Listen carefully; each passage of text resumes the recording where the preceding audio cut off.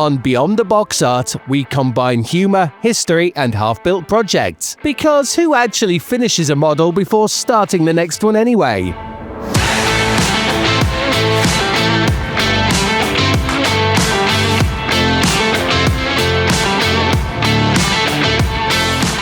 Hiya Benchmates, this is Beyond the Box Art, the official podcast of the International Plastic Modellers Society UK.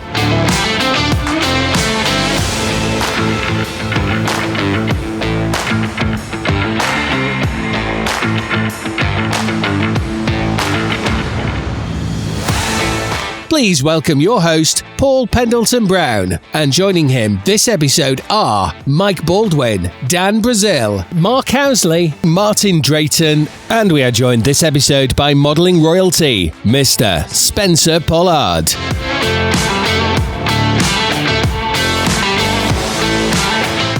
Hi Benchmates, welcome to episode 11 of Beyond the Box Art, the official podcast of IPMS UK. Your fortnightly fix of plastic mayhem, paint fume philosophy and stash inflation reality checks. We're broadcasting straight from our cluttered workbenches to your ears with plenty of spruce snipping, decal swearing and the odd tangent into why Boulders has once again started a kit he'll never finish. I'm joined this episode by Dan. Hi everyone. Boulders. Hello everybody. Mark. Hi everyone. And Martin. Hello from Utah. Anyway, episode 11 is revved up and ready, so strap in, prime those parts, and let's get this show rolling. Episode 11 starts now.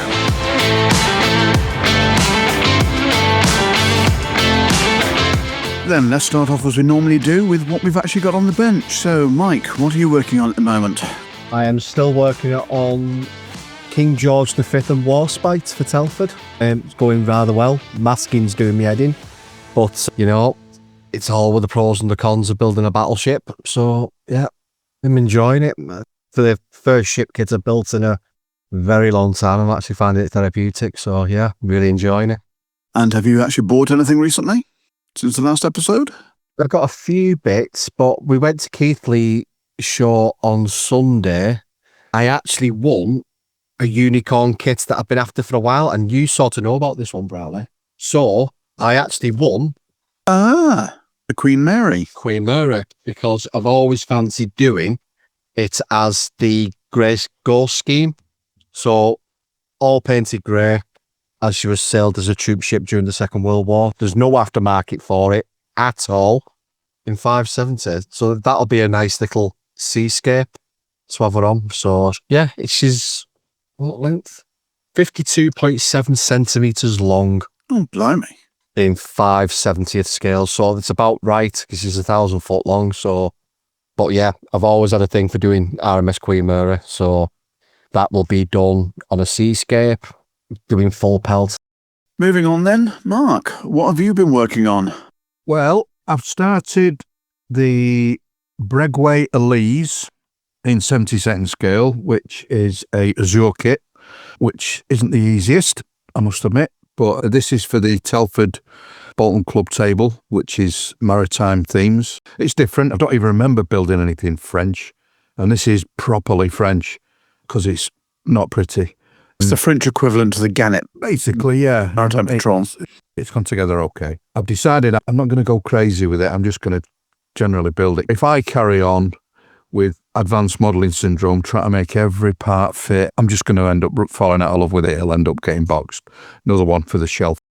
And I'm doing some little figures for a friend of mine, as I have shown you earlier on, that he's building a wooden model of HMS Surprise, and he has given me some 1/64th scale figures to paint. Got a Dr. Matcher from the film and Captain Jack Aubrey, both playing one's on the fiddle, one's on a cello, I think Matcher plays. Plus I've got some furniture for the captain's office to do, and I've got the ship's boats to do as well, the cutter and things like that, little rowboats. And that's it. They're going to keep me busy for a while. That's what's on the bench.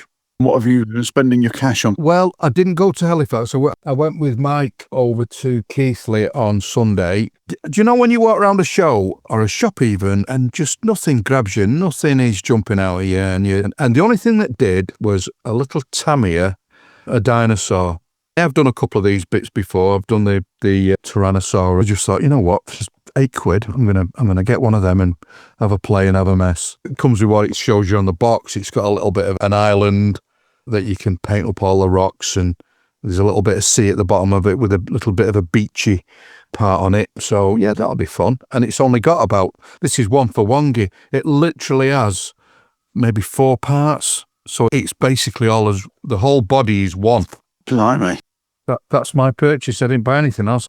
Jam Screw are going to be coming on to the pod for our conversation probably in November or December. But the main reason they've got so much Seeking stuff is because they have in production, or in design at the moment, ready for production, a 1/32nd scale Seeking. Oh, Jesus. Yeah. Isn't it? Wow. It's going to be a biggie. But That's going to have to come with a rotor fold. yes, all resin. But from what I've seen so far, 3D print. they're going to actually absolutely ace it. The quality of the 48th stuff I've seen is brilliant. We had a parcel arrive today from one of our new sponsors for the show, Phase Hanger Resin Accessories. Mike Reeves over in Estates sent us a care package. Yeah. And the stuff that he sent across, I'll have to put some pictures up on Facebook, etc. The quality. Wow!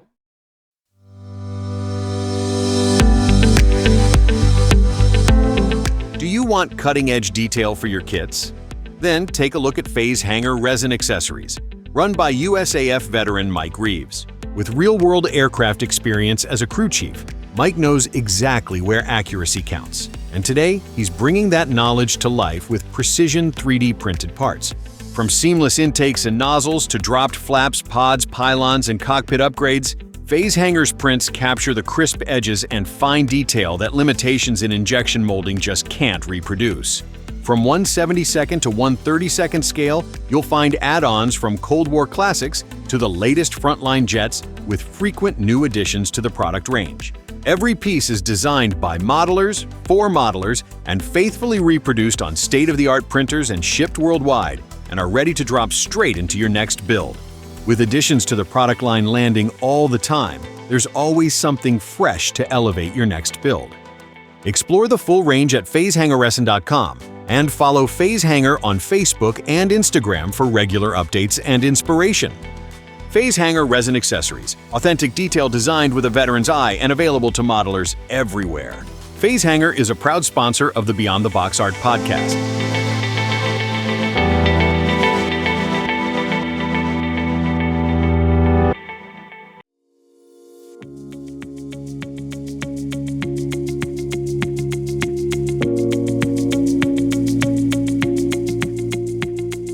Brace yourselves. It's the Stash Inflation Report, the segment where wallet sweep, self-control collapses, and new releases thunder in like a tsunami of temptation.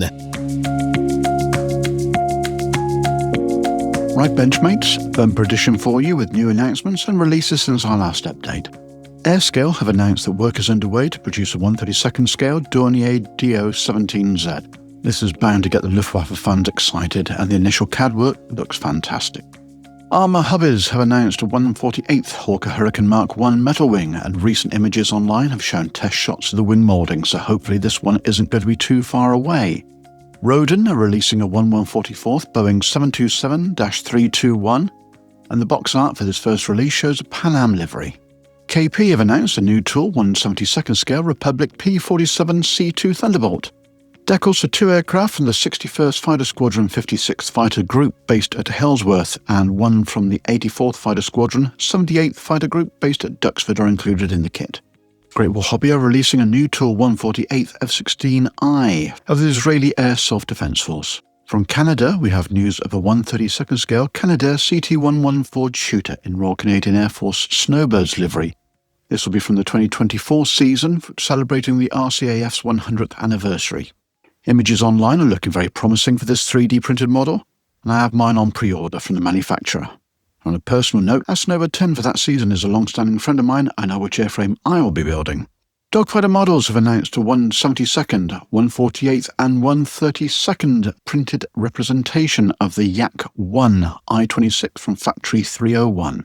This is claimed to be different to their 2024 release of the aircraft, but we don't have any further details at the moment. Sword have announced a 1/72nd scale short Seamew, which was designed as an anti-submarine aircraft and is safe to say was slow, short-ranged, and saw only a year in service before being replaced by the Ferry Gannet in the role. The Seamew was most definitely an aircraft that was designed for function over form. At the recent E-Day event held by Edward, 4 new kits were announced. An Enstrom helicopter, which was only available to those attending the event on the day, though one assumes that the work involved in producing this 1/72nd heli, it will get a general release in the near future. Also announced was a new Tool 1/72nd Spitfire 5B early in the Profi Pack series with a December 2025 release date.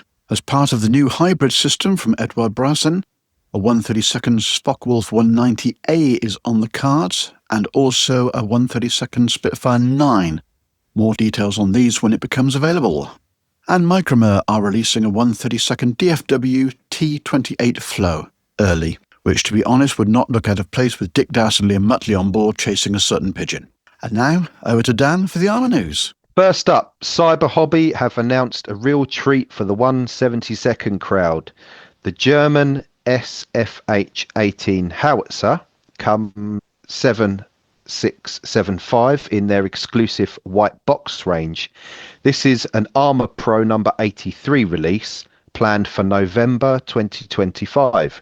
It's built from Dragon's original mould, but with some neat upgraded 3D parts. Being a limited run available direct from Cyber Hobby, this one is sure to vanish fast. Moving on to mini art, September 2025 sees the arrival of the Stug. Moving on to mini art, September sees the arrival of the Sturmhaubitze 42 Aus G, late production in 1/72nd scale. Catalogue number 72120. Expect the usual mini art standard, sharp moulding, photo etch, clear parts and 5 decal options. A tidy little self-propelled gun that packs all the detail we've come to expect from mini art. Now for something a little bit different. Hughes models are expanding into the upgrade world with a digital twist. They've just released a 1/35th M1008 GM pickup 4-inch lift kit, but this time it's an STL file to download and print at home yourself. Designed for the AK Interactive M1008 kit, this gives your Chevy truck a proper off-road stance with bigger mud terrain tyres, new leaf springs, drive shafts, shocks, brakes, and crisply detailed replacement wheels. For those of you with printers at home, this is a cracking way to add some muscle to your Chevy truck build. Finally, Airfix keep the Cold War classics rolling with 2 re-releases of their 1/76 scale military Land Rovers. They're all back in the range. The first is the long wheelbase Land Rover hardtop with Sankey trailer, the iconic utility vehicle that became a backbone of British Army mobility. Then there's the 1-ton forward control truck GS body with its distinctive flat front Rover V8 power, perfect for dioramas of military logistics in the Cold War era. Both are small scale, highly detailed and ideal for scene builders. But please, Airfix, can we have some military Land Rovers in 1/35th scale? And we have a book release. In April 1943, on a sun-baked ridge in Tunisia, one of the fiercest and most decisive battles of the North Africa campaign unfolded, a clash that would change the course of the war and lead to the capture of one of the world's most famous tanks, Tiger 131. In Tiger 131, The Forgotten Battle, author Dale Oscroft brings to life a story long overshadowed by history. His late father, Sergeant John Oscroft of the 2nd Battalion Sherwood Foresters, fought in that battle, and his memories inspired a 5-year journey of research, discovery and remembrance.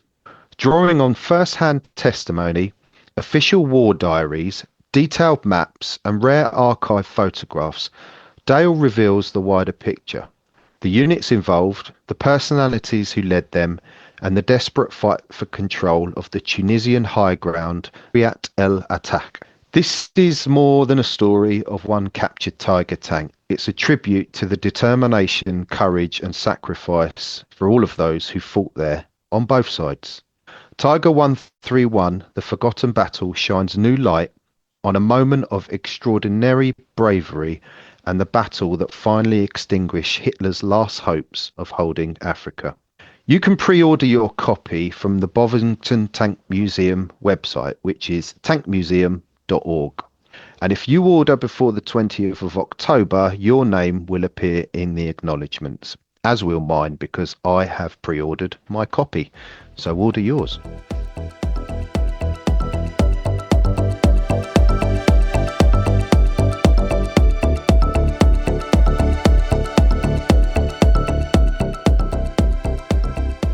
It's time for the IPMS UK Dispatches with Mark Sanderson, your regular society spotlight on events, branches and SIGs. Right then, Mark, what have we got for this edition? Quite a short one, actually, Brownie, because obviously we're all gearing up for a certain show, which we'll come on to at the end of this. But the first one I've got is on Saturday, October the 18th, which is the Showcase 2025. This is being held at the Icknield Centre, Icknield Way, Lichworth. And this week, I'm going to go for a full 100% on the phonetic alphabet. So we have Sierra Golf 6, 1 Echo Foxtrot. That's where that one is. And that is, they kind of build it as the past, the present and the future in miniature. There's going to be obviously the usual displays from various clubs who have been invited, traders, and there'll be a competition. There's refreshments and free on-the-street parking, and it's open from 10 till 4. The admission costs are adults are £5 and under 16s are free. Then we move on to the Sunday. I've got 2 events on Sunday. This first one's a little bit different and is aimed at people who are really into aviation subjects. This is the Coventry Air Enthusiasts Fair 2025, being held on the 19th of October from 10 a.m. to 3:30 p.m. It's not a specific model show. It's more any type of aircraft memorabilia for sale in abundance. There'll be all sorts of things there, as well as some traders who might be selling model kits. The standard museum admission charges apply, and people can find out the exact details of that at the midlandairmuseum.uk website. And also they can find out the exact address details, etc. But the admission not only gives you access to the fair, but also the museum, which has a wide collection of exhibits, including an Avro Vulcan, which I can, if no one stood underneath one of those aeroplanes, even I've stood underneath one of those, and I was kind of like blown away. So amazing. A Russian Mi-24 Hind, it's a helicopter, isn't it? Milhind, yes. Yeah. Some F4 Phantoms, an F-104 Starfighter, an F-101 Voodoo, and throw it all in there, a couple of electric Lightnings, plus many others. Loads of things to see, and if everyone wants some reference photographs, probably a perfect opportunity to get up close and personal with those aircraft and get those details they're looking for. And if you haven't visited the museum recently, they recently repainted the Voodoo in Canadian Air Force markings compared to what it was originally. So it's had a repaint, so well worth a visit for that alone. Yes, that sounds good. And then the next one we've got is the Malvern Hills Modelling Exhibition, which is again on Sunday from 10 a.m. to 4 p.m. This is going to have the various traders with their model kits and accessories for sale and lots of club displays, on-site food and drink. The admission for there is £5 for adults with under 16s free. But a really important note is it's only cash on the door. So please make sure if you do intend to go along, you have the cash to do it. They will have change, obviously, but you want to make sure you're not turned away. That is being held at the MSJ Sports and Fitness Centre, 33 Barnards Road, Barnards Green, Malvern, and the postcode is Whiskey Romeo 143 Lima Hotel. You've been practicing. I have. I think I've been fortunate. Some of these week's ones have been quite simple. Throw in a couple of, I don't know, I's and maybe the odd K and I might be in trouble. But yeah, so really the main one for this one is obviously everyone's favourite show is happening at the 8th and 9th of November up at the Telford International Centre, which is Scale Model World 2025. Please make sure that if you are an active IPMS UK member, that you bring along your valid up-to-date membership card. Also, remember, you cannot renew your membership card on the door. And if you plan to renew it a couple of weeks beforehand, you might miss the deadline of getting your new membership card back to you. So please do that before the end of October, because you just need to make sure you've got that before you turn up at the door. 29th was the deadline?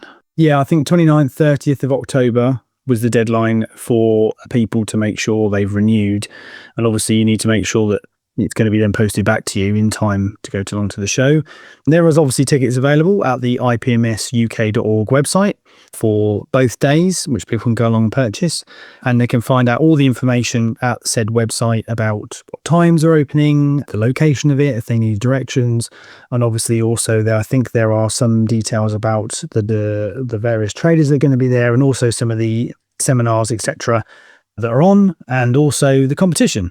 You need to make sure you've entered as well before you rock up with something you've been working on for the last 6 months. You don't want to get turned away at the last minute. So it's pre-registration online only then, is it? Yes, I believe it is. Yes, I would make sure that you do enter. Give yourself plenty of time, because you don't want to be disappointed when you rock up and you can't enter the competition. Now, remembering back to something that Mr. Regan said at the AGM, IPMS membership will get you in from any country for free at Telford. It's not just UK membership, it's a valid IPMS membership for any IPMS overseas as well will get you into the event. Yes, that's absolutely. And also there are obviously various overseas clubs who are obviously showing their displays there and into the competition. So it's not just a UK only event, it's very much an international concern, and that's the way we like it, really. My last call really is out for anybody out there who is a content creator, whether that be a YouTube or podcast. Although I'd be absolutely appalled if you listen to any other podcast but this one. Then if you want to press pass for any of the days, then please do get in touch with me via email, which is publicity@ipmsuk.org, and I will issue you a press pass for the specific day. These are going to be digital this year, so they will be emailed out to you, and then you can either print it out yourself or bring it on digitally. And these press passes will give you early access to the halls before the public, so that you can get those all important, wonderful looking shots of the various beautiful models on display. Fantastic. Thank you very much, Mark. And obviously we have a show special lined up to be recorded prior to Telford, which will drop the Thursday before the event. So as you're travelling to Telford, you can actually put this on and have a listen, which will have all the updated news from hopefully a large quantity of the exec members of IPMS UK, and also giving you some hints and tips on places to park other than on the show site, because it's a lot easier to park off site. Mm-hmm. Yeah, make sure you catch that episode. It'll be really good. Fantastic. Okay, till the next episode. We'll see you soon, Mark. Thanks, Brownie. Cheers.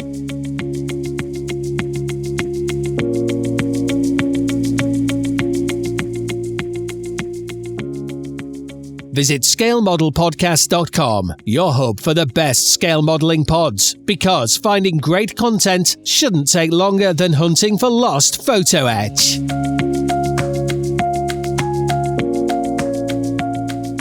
Welcome to another River Counters Minute, brought to you by Matters of Scale. We're excited to announce our new partnership with Inside the Armour, better known as ITA3, an established UK brand known for their high-quality scale model upgrade parts. These parts are designed in the UK and printed in the USA by Matters of Scale, saving US buyers on shipping and tariffs. We're now offering ITA3's 148 scale upgrade parts for the FX Jaguar, like exhausts, landing gear and seats, plus many other fantastic additions on our site. When it comes to ITA3 parts, they truly stand out for how detailed and well-researched they are. These upgrades are designed by scale modelers for scale modelers, which means every piece is carefully fitted and tested to ensure it fits perfectly in the kits they're meant for. All the fine details are beautifully sculpted in 3D and rendered to perfection. These parts are truly top-notch. Visit us at www.mattersofscale.com to explore the full lineup and let us know what else you'd love to see.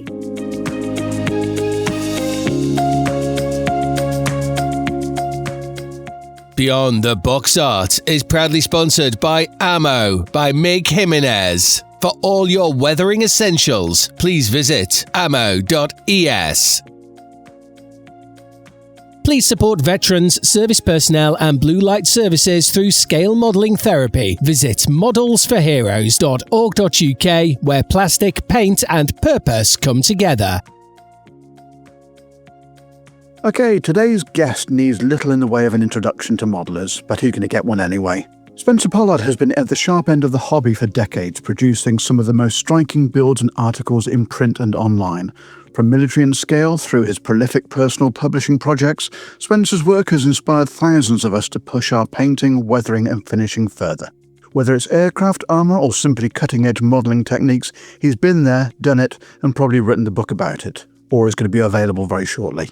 We're delighted to have him on Beyond the Box Art, so Benchmates, buckle up for our masterclass. Spencer, welcome to the show. Thanks very much for having me on. He did half big you up, didn't he? He did big you up. Oh. He did, that was an extraordinary thing. Are we still recording? Was he talking about me then? Was that all about me? Yeah, that's very nice of you, thank you. But yeah, thanks for... Wow, nobody's ever said anything that nice to me in my life. Anyway, let's start at the beginning. What was the very first kit you built? And was it a smooth takeoff or a crushed landing into the carpet monster? Very first kit, Airfix Scammell tank transporter, the little 76th scale one, 72nd scale one. That was the very first one I remember building. And was it a smooth landing? It was a gluey mess, I seem to remember. It wasn't anything particularly striking. I'd like to say that I know when that was. I'm thinking maybe 7 or 8, something along those lines. Don't even know where the kit came from, to be honest. It may have been a holiday purchase. And was that it? Had the bug bit then? I've spoken about this before, Mark, to be honest, and I honestly can't remember a time when I haven't been obsessed with it in some degree or other. And I don't really understand why it was that simple box of plastic pieces captured my imagination the way that it did. It just seemed to be something I remember being for me, that I could do, something artistic. And when I opened the box and started gluing these parts together, I think probably like a lot of other people, I broke all of the parts off the sprues as well. I didn't have any tools. And so what we're talking, 8, 9, 10? It was 7 or 8, something of those lines when it first came out. Glued it together, stuck most of the parts to my fingers. And I think when we look back on our childhood, we've got fragmentary memories that we're bringing together. And my memories of that particular project feel like they're clear, but I'm not sure how clear they were. But yeah, that was the very first one. And then the next one I remember after that, which probably gives you some indication of where my life was going to go, was the first of the Airfix Harriers, their nominal GR1. It was the one where the artwork was that Roy Cross had done was lifting off from a clearing, you may remember. I remember building that, and that being the first of the aircraft projects that I did, but also the first moment I remember being slightly annoyed with myself because I'd made a mistake. I hadn't put something inside the model. If you've ever built that model, it's got a little set of connecting rods inside the fuselage that connect the nozzles so that they can kind of move together. The nozzles together, doesn't it? I seem to remember that. And I broke it apart to put this part in. And of course, there was glue everywhere and on the canopy and all that sort of stuff. And yet from those really troubling and sort of mistake-ridden projects, I just was just completely captivated by it. It was just something I knew that I wanted to do. And although my memories are that I built loads of models as a child, that simply wasn't the case. I built probably very few, but I never lost that desire to carry on building plastic. I'm intrigued that you started with a vehicle rather than an aircraft. And not only that, because everyone seems to have started with a plane. In terms of the Airfix range, You didn't. a reasonably complicated one as well. You know, it's got lots of little parts for. But that could have been because it bought for you. I feel like I perhaps bought it myself with my pocket money, but I can't really remember that. And it appeared from somewhere. That's for sure. But my inspiration for all of this is that I remember seeing at my grandmother's house, and you remember back in the old days of British houses that your grandparents had those pellets above the window. Oh, the wooden helmet. And on top of that, and I have no idea why this would be up there, And maybe this is one of those fragmentary memories that really is just a load of rubbish, is that there was an Airfix Sea King, the early Sea King. Oh, the Apollo one. Yeah. C6 on it. And I remember seeing that and thinking, oh, what's that then? That looks interesting. What's all that about? And this sort of stuck in my mind. And although that was being built by my uncle and my father, can't remember, I wanted one of my own. So maybe that's where the Scannell tank transporter came from. How long it lasted, don't really know. Probably not that long, actually.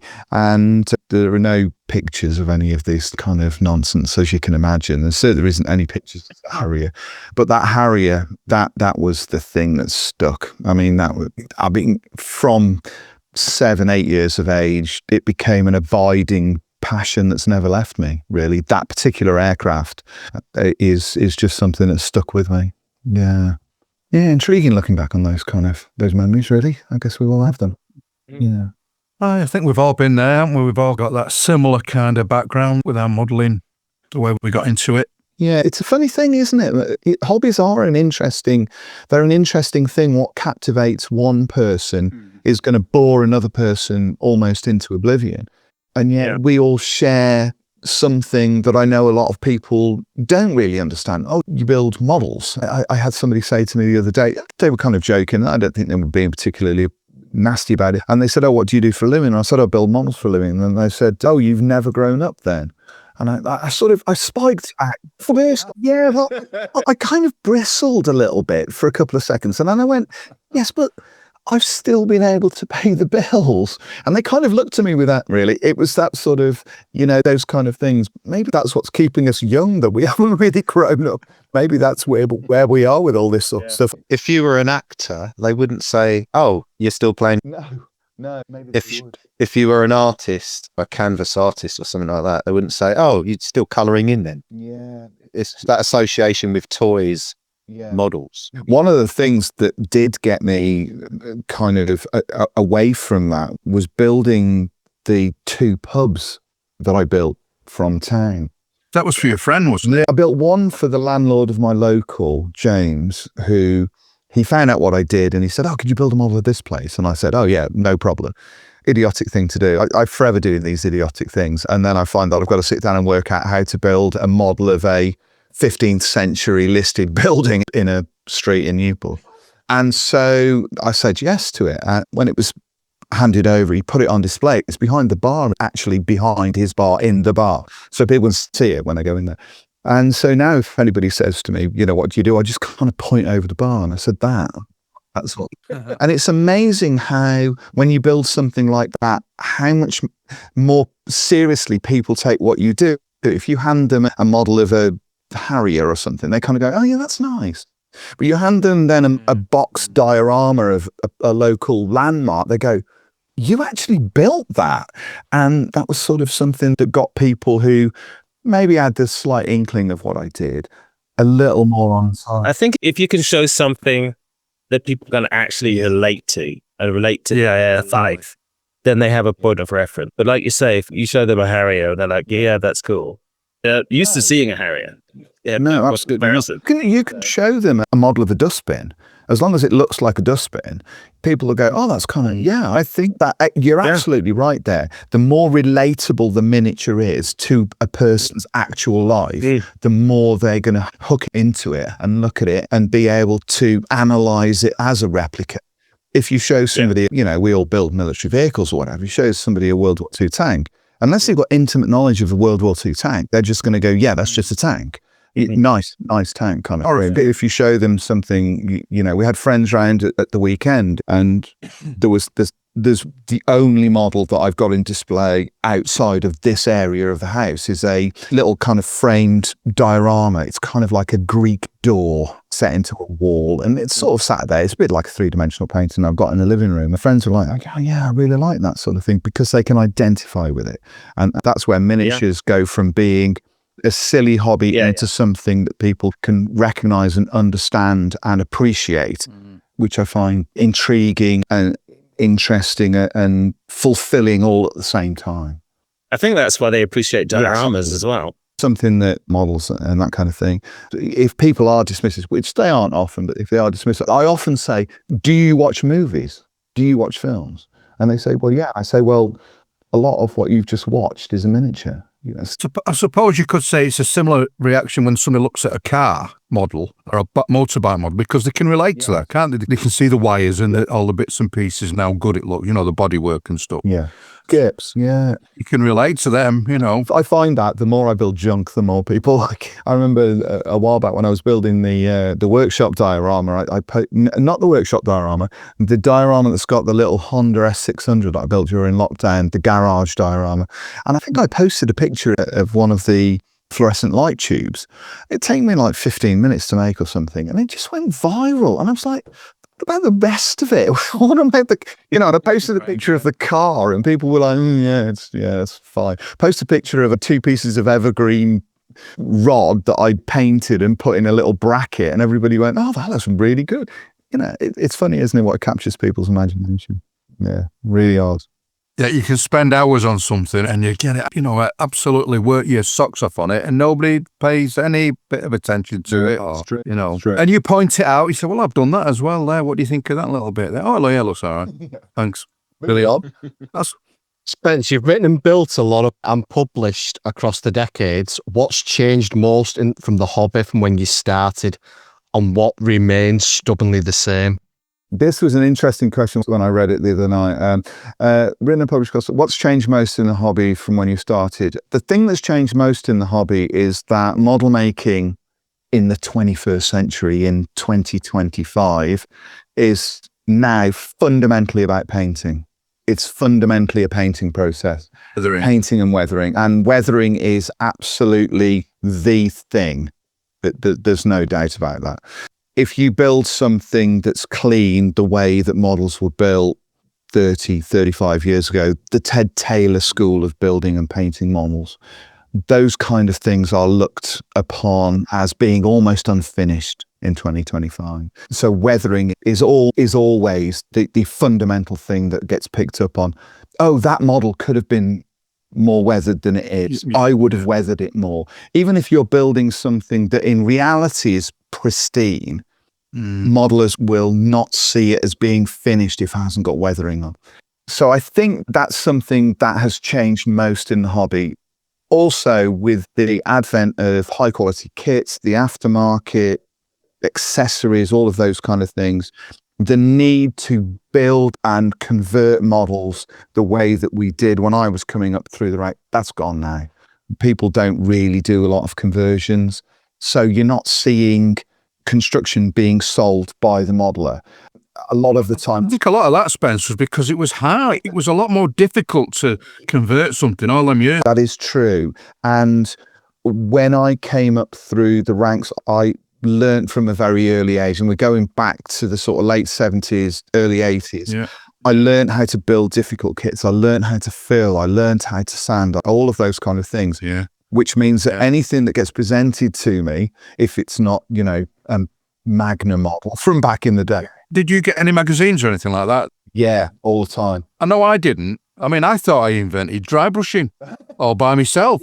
Yes. And then, you know, as time goes on and you go older and you get into it and you meet somebody else and you get, hey, but I must admit, when I was a kid, it's not like I was showing it off to anybody. We just in my bedroom on the ceiling. Magazines were a fundamental bedrock of everything that I did. And it was, so when those guys were, you know, doing conversions in magazines, I wanted to be able to do that. So I was constantly learning how to do that, how to take one kit and create something from it, something different. Well, you've got the ability these days with the resin and the 3D printing, instead of actually getting a piece of balsa wood out and filling it with talcum powder and varnish, etc., and getting your smooth fuselage, you basically just take a component out of a box. You may have to do a bit of cutting, etc., to put it into, but insert it into where you're actually going to put it. But as you say, the actual process of actually making the models, you know, I can remember reading the articles by Alan W. Hall and things like that in the old Airfix magazines of how to convert a Meteor or an Anson and make it into something completely different. These days, you basically just buy the replacement component rather than having to actually physically make it. A driver for me is that I need that challenge. I need because I build so much throughout the year and I'm offered a lot of new kits to build, I have to have the challenge of building something that's more difficult, that pushes me. That sounds really arrogant, and I don't mean it to be like that. It's not that I'm dismissing building kits. It's just something that's a fundamental part of my need as a model maker to create something different. For instance, a few years back, I got about 5 of them in the end. I wanted to build the Revell 32nd scale Harrier that was reissued a few years ago, but I didn't really want to build it the way that it was from the box. And so I converted it into one of the development batch Harriers. It's got a completely different nose. It's got a different sort of fuselage, upper fuselage. There's lots of little changes all over this model. But I wanted to do that. And it became something that I could become engrossed in. And as a result of that, I had a model at the end of it, which is pretty much unique to me. There aren't too many of those. That's the PM Kestrel, rather than 1127? No, it's the one that came after that. So essentially it's a Harrier GR1, but it's got some slightly different features. For instance, around the intakes, whereas the intakes on a GR1 are kind of smoothed out, the intakes on that have got similar protrusions in front of the cold nozzles that the AV8B has got. It's got that sort of shape. It's got a pointed nose, got a different cockpit, all of those kind of things. So I needed that driver to allow me to step away from building a Tamiya F14 to doing something that's a little bit kind of different, you know? Frankly, unless you're like me, who needs that kind of thing, why would you spend your time up to your armpits in talcum powder and dust when you can be gluing together a brand new Tamiya F14 or something along those lines? What's the talcum powder for? I mix talcum powder with super glue as a filler, as a filling agent. You can mix it with 2 types of super glue. You can mix it with either the thicker super glue, the medium viscosity one, or the thin super glue. If you mix it with thin super glue, it sets like that. If you mix it thicker super glue, you've got a bit more working time. But the one thing about it is that you can use it as a filler, and when you sand it, it's easy to sand, and it sands and polishes to glass, so it doesn't shrink. Be pretty quick with that though, Spence. You know, you've got some working time with it, and you can set it off with an accelerator as well. You don't need to wait for it to wait. No, what I meant was, I remember seeing somewhere where somebody was saying that if you use it super glue on your joints to fill, if you leave it, it hardens. It keeps getting harder and harder. And if you leave it for an hour or two, it's harder than the plastic around it. I think that's true. And you do run the risk, if you don't work on it straight away, you run the risk as well, because the underlying plastic is likely to be slightly softer. You have all sorts of problems because it just bulges and you've got to kind of work around it. But putting talcum powder in it,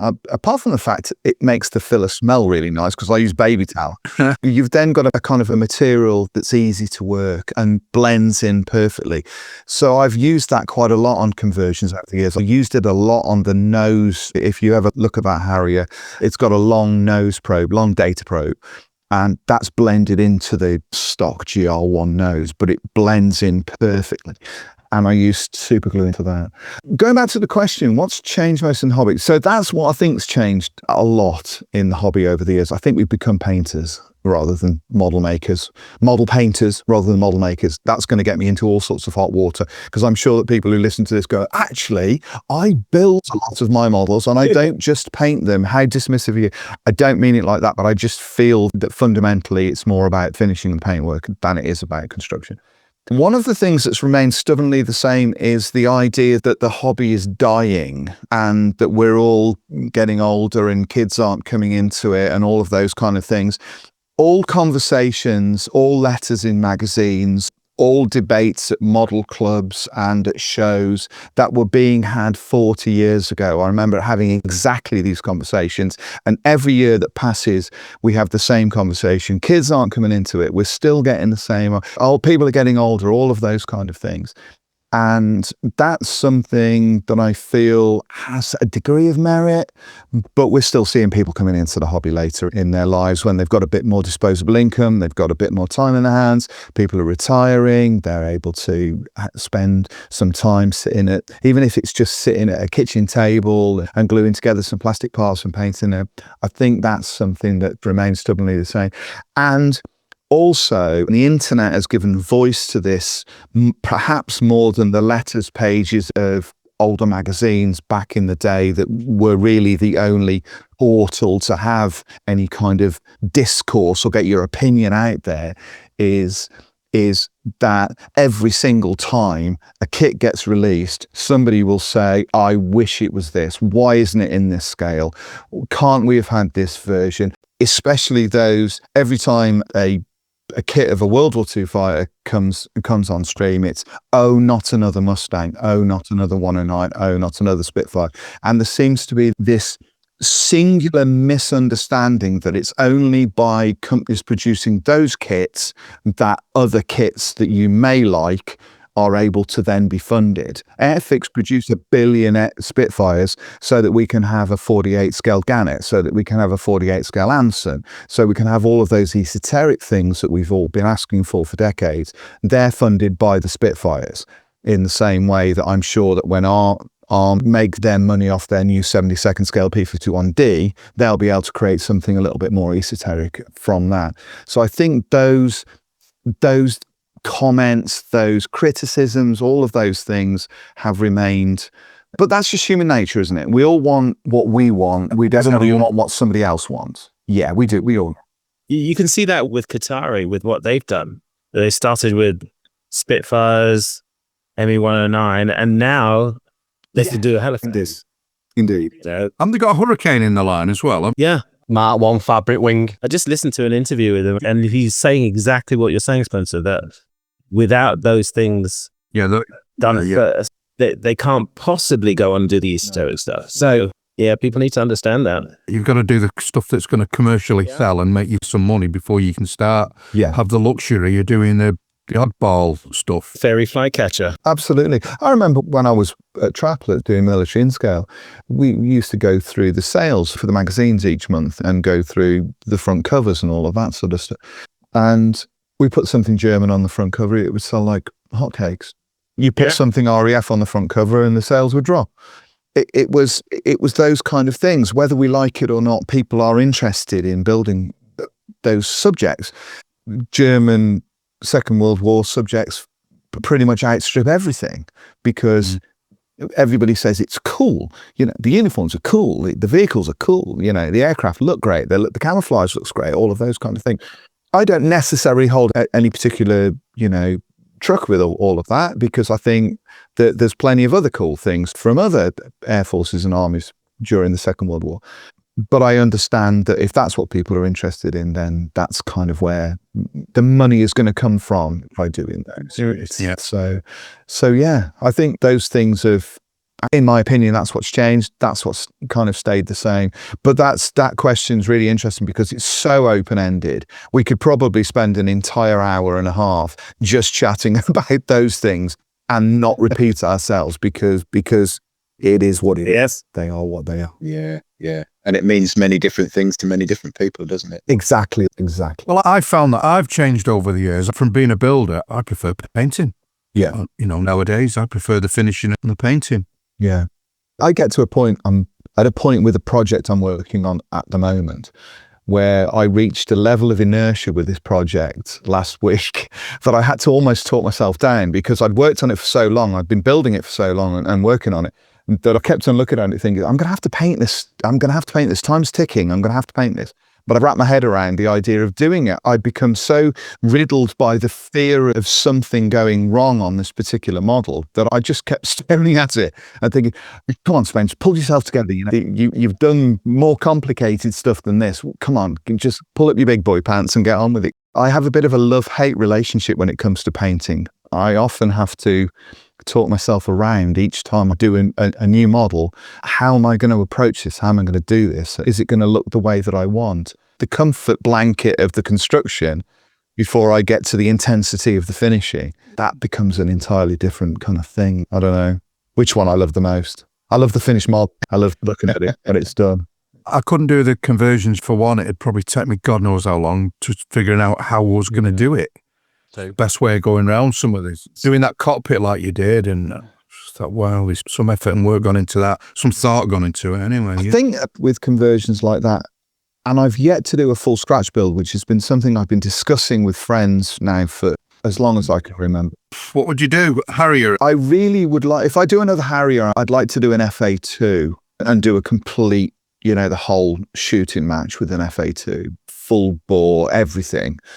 But if I'm going to do, I don't really know what I fancy doing next as a proper conversion. I don't know. There's plenty of things. What would you build as a scratch? What sort of thing would turn you on for doing that? Going along with my inspiration for the Harrier, which was David Haggis's Harrier T2 that he built when he was ridiculously 15, I would either follow along his lines and do a 24 scale GR9 Harrier, which is essentially a scratch build because you're only really using the center section of the fuselage and a few bits and pieces. Wings are all different, fuselage different, tail planes are all different, cockpit, nose, everything's different really. Or I would do the EAP that's at Cosford. I'd like to do that because the EAP, for those people who don't know what this thing is, the EAP is the precursor to the Typhoon. It's essentially, when you look at it, it looks like a Typhoon, but it's cobbled together from a whole bunch of Tornado parts. The back end's pretty much a Tornado, the fin is a Tornado, engines, all of that kind of thing. But it's a really lovely shape. They never built one of these things, and I'm fortunate to live close to Cosford, so I could get really close to this thing. I think doing something like that would be an interesting model to have a go at. But the problem with doing the scratch build is you'd look at it and go, I'll do the scratch build. And somebody will release a kit. Yeah, just as you're about a couple of days off from doing it, some bugger, doesn't it? Yeah, and you just think, why have I bothered with this? Yeah. So that's a bit of a problem. But I think it's a case of starting small, isn't it? You'd have to start with something small and then kind of work your way. It wouldn't even enter my sphere, that, at least not for me, that sort of thing. Yeah. Leave that to you brave guys. All that. I was surfing through Facebook and I don't know if you've heard of the guy William Adair. William Adair makes these 144 scale things. Well, he's doing the Moraine Saulnier at the moment, and he posted photographs of the rear fuselage that he's faceted in 144 scale. I looked at it, I thought, I'd just give up. I can't even conceive of how he's done that. That's just ridiculous. Yeah. So those are the sort of things that I really appreciate, seeing something like that. But maybe one day, who knows? Too many other things to do at the moment. Yeah. Spencer, moving on. Many modelers know you from Model Airplane International and your countless articles. Do you see yourself as a modeler who writes or a writer who models? This is a complicated answer to a fairly straightforward question, so I'm going to do the best I can. I started off as a model maker who writes, but I think I've developed, in some ways, thanks to the daily diary that I now do, as a writer that builds models. The two things for me are inexorably linked. The reason why I got into this industry in the first place was because of those magazines we mentioned earlier and the influence that those magazines and the authors who wrote for those magazines had on me in my formative years within the hobby. So I always wanted to be able to write the way that those guys did back in the day when magazines didn't have full step-by-steps. When I started reading magazines, the nearest you would get to a step-by-step article was something in Scale Aircraft Modelling where Alan Hall had done a conversion in the middle of the magazine, and it was over 3 or 4 pages and little tiny photographs that he captioned. You got the articles that you would get within magazines maybe would have a couple of production shots and then the finished shots, but the rest of the article described it in detail. So they were a very descriptive art form within those magazines, and you could get a sense of exactly what was going on because of the authors. Now, all of those authors that wrote for those magazines back then were trained authors who had come up through the ranks, who then happened to build models very well. And read some of those articles from back in the 70s. The writing from guys such as Chris Ellis or Roger Chesno, who had the pen name Joe Sacchi. You look at the way that Alan Hall wrote. You look at the way that Ken Jones wrote in military modelling. They were outstanding authors, and then bolted onto those fabulous pieces of written work were their models. And that's what I wanted. I wanted to do the one thing that allowed me to do the other, which sounds like a very candid way of looking at the way that I've approached it. So when I first started, that inspiration was embedded into my mind and embedded into the way that I approached my first articles. Even to a point where my favourite author of all time is Roger Chesnut, who wrote for Scale Models back in the day. He's the single greatest author ever in any facet of our hobby to put pen to paper. He was able to write a 150-word preview of a kit, and I could tell it was his written work from the first sentence before I ever looked at his name underneath it. He was so good. He was so clever. He never wasted a single word. Everything was precise. Everything flowed. Everything moved from one sentence to another, from one paragraph to another, and then he would round it off with something that was really precise at the end of it, and you knew exactly what he felt about it. Occasionally, if I can't get into the rhythm of an article or a piece of work that I'm writing, I will read one of his old reviews from 83 just to get into that rhythm. It's a bit like playing drums. If I can't work out something, a fill or something, I will listen to a piece of music. I would get into the rhythm of what he would say, what he would write. Then I'll come back to the computer and I'm then in that zone. So I see the writing as very much as important as the build that I add to it. It's a complete package. It's not something where I build a model and I think, right, I'll just write this nonsense to go with it. They are fundamentally part and parcel of the same picture. Do get frustrated because I've been in this so long and I've been an editor. I was an editor at Miller Scale for 20 years. I do get frustrated when I read articles and I see articles in magazines where I know the article, the bit that people are going to be reading, is an afterthought by the author. And I can see whether that's the case. And I can read it and go, yeah, you didn't really want to write this, did you? You wanted to build a model, and that's great, but you didn't really want to write the bit that goes with the model. And that frustrates me because I'm so passionate about the written aspect of an article is not just photographs. It's not a photo shoot. An article is an all-encompassing, in my opinion, art form. You read some articles in non-modelling magazines. You read articles written by travel writers. They're fantastic. You gain a sense of the excitement of the author. One of the things that I used to be able to do is I knew a lot of these guys and I would read their articles in their voice. And I could almost have in my mind the guy sitting in front of me speaking to me and saying, this is what I did. And I get the sense these days, and no names, no pack drill, but I read some articles in some publications where I get no sense of the author's personality. I get no sense of the way that they've approached it. All I see is it as a step, as a kind of like I glued the cockpit together, I glued the fuselage together, painted the cockpit, you know.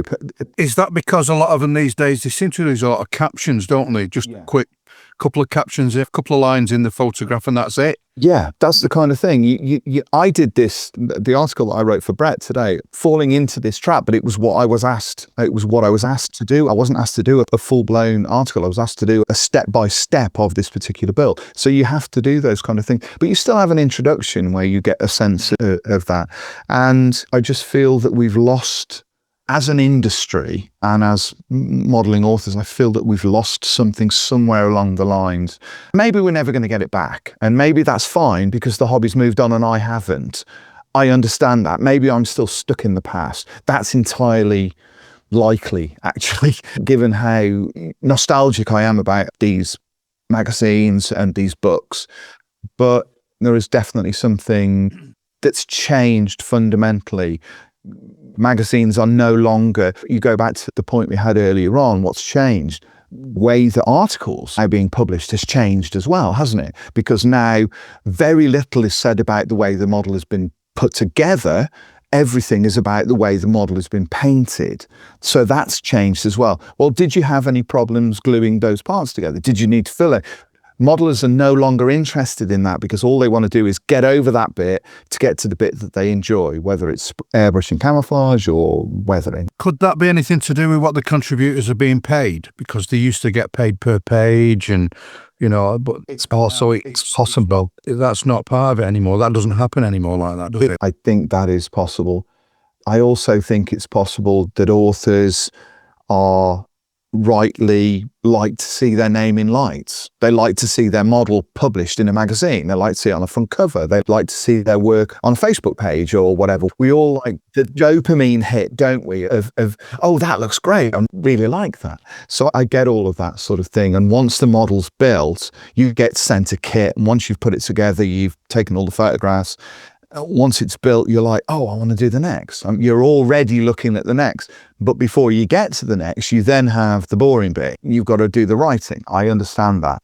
As I say, I think we fall into that adage of a picture is worth 1,000 words. And Yeah. I think that's probably because of our digital age that we're used to that. And if something is well written, it completely elevates the piece and it completely changes it. I think you're absolutely right. I don't think it's being old-fashioned at all. They just see pictures, great, move on, but they don't listen to what's being said. And there's a missed opportunity, I think, in so many cases of really explaining what's going on and how things can be done. And I think you do that in the stuff that you produce. I like it's all, to me, it almost feels the way that you could have a great song that's badly produced when it's recorded, or you can have a mediocre song that's really well produced where you can hear everything, and that song is then elevated up, isn't it? Because you've got the production that goes with it. Yeah, so it becomes something. But it's difficult expecting authors who are creating magazines to be almost professional in their approach to an article.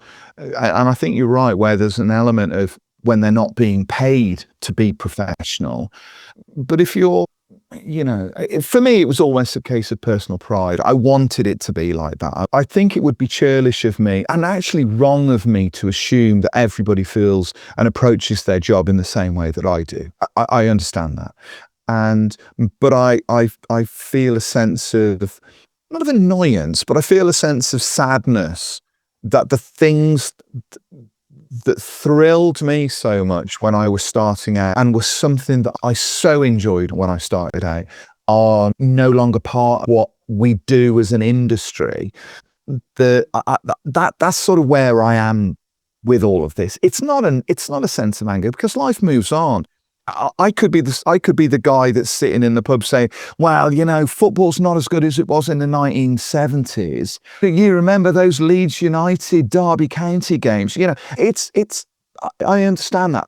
Things have moved on. Football's moved on. Music's moved on. They didn't dive back then like they do today, Becoming the old man chirping at the end of the bar that I so dislike within the hobby. I get all of that. Maybe I'm not really going to change. I don't know. Life moves on. How many guys do you know that you literally do nothing but modelling for a living? I think I only know you. Marcus does. He builds models for a living. David Parker, obviously. Doesn't David Parker, doesn't he do the magazine? Yeah. First and foremost? He does. My role within Doolittle when I joined was as their in-house model maker, which is what I'm doing now. And then I was the editor and then COVID hit and then I decided I didn't want to do that anymore. So now that's what I'm doing. I'm their on-call model maker, having to build models every month for either Brett or Marcus. Stuffy sod. It's a gift to be able to get up every day and be able to build, do something that you love. Do you know, I don't know if I could do it. I don't think I could do it. I do a couple of hours at the vet and I've had enough. That's it. I just need to go away and veg in front of the telly for an hour or two. On occasion, some days when I've done a couple of hours, I've had enough as well. It is definitely one of those things. It's a tough one, really. But you become so indoctrinated into it. But I think, I remember having a conversation with my son a few years ago. My son works in football. And I remember saying to him, if you can find a job where you're doing something that you love and that every morning you wake up and think, oh God, I don't really want to go. So if you don't have to do that, then I've done that. You'll feel a lot better. And I've been very fortunate that that's something that I do. Having worked in the civil service before I started MIS, I worked for the civil service. So I was a civil servant, working for the land registry. Hated every single second of it. So I've been on that side of it. So I never, ever take for granted what I'm able to do and how I've been able to make a living over the last. Do you think you'll ever retire? No, I'll die at my bench. Yeah. I'm convinced I'll just be on my bench and my head will just slump forward and that'll be. With your tartan rug over you? Yeah, I'll be sat. I'll have had my desk lowered so that I can fit my bath chair underneath it at that point. Liz will kind of push me in and say, "Would you like a cup of tea?" And that'll be it. I'll be wiped out. We have 3 pair of glasses in front of each other. I've tried to put an optivisor over my glasses, but they don't really. I do that. I have my glasses, and then I have a really cheap one, and I don't know what I've done with it. It's the best one I've ever had. Honestly, when you sort of get to that point where I'm at model shows and I'm carrying around my glasses because I don't want to get to that point where I become like Tony Greenland, where he used to have his glasses on like the threads. I think if I was to ever do that, I would just have to give up and do something else, or, you know, have laser eye surgery or something. I couldn't. Oh man, no. Are you long or short-sighted? My distance vision's 20/20, but my closer vision rubbish. Rotten. It's absolutely rotten. Recommend. Really? Have you done it? Wow. Yeah. I had monovision, so one short, one long. And when I'm modelling, all I need is... Oh, really? Well, I have contacts that my left eye is a short distance and the right eye is a long, and then somehow the brain works it all out, doesn't it? It's magic. Yeah. 62, and I'm finding the readers just... and these are +4s, so, and the varies, there's a little bit of a close-up thing on. Oh, I see. I thought they were pence +4s. Yes. Oh, dear. I don't know what that bit is, but it's not strong enough. So I end up putting them on as well. He's got those on as well. Anyway, moving on. A lot of our benchmates struggle with finishing. You're obviously prolific with what you turn out. What's your secret for keeping momentum and avoiding the shelf of doom? Being paid. That works. Yeah, if I don't finish anything, I don't get paid. I don't have a shelf of doom, and I never work on anything on more than one model at a time, is the simple answer to that. I can't focus. If I've got more than one project on the go, work on one model until it's finished and do that. So I go from A to Z with a build, and I don't touch anything else in between. Have you finished that Panther on your desk yet? It's been on there for God knows how long. No, and that was a model, and that's a very good example, because I built that 5 years ago. Yes, and it's still sat there. And the thing about that Panther is that the wheels and the tracks are not glued on, and so every time I knock it, they all fall off, and then I put them back into place because I like the models to be complete on the deck. So no, it's sort of sat there, and I bought it at the. I remember, I think I've spoke to you about that, but I can't remember what your plans were. Was you going to do it like another? Didn't you do a Dio one on a plinth in Belgium or something? Yeah, you're going to do something similar again. The Hooferleys Panther before they changed the display. No, I built it because it's the cheap kit that's made by. Hobby Boss one. The one that's built by Ushi's Das Work, the one that's like 22 quid or something like that. And I built it, and I wanted to test the theory that you could build that kit in a couple of hours. So I bought one from, it was either Crew, or I bought it from the Mighty Bolton show. I think it might have been, the Bolton. Good plug. Bolton show, the greatest one-day event in the UK. Absolutely fearless show. Oh, don't keep going on like that. No, and I've now remembered that I haven't actually asked Mike to save me some space for the next event. So I'm hoping that he has. Sort of. You're a good man. So I built this kit, and I did get it built in a couple of hours. It does go together very quickly.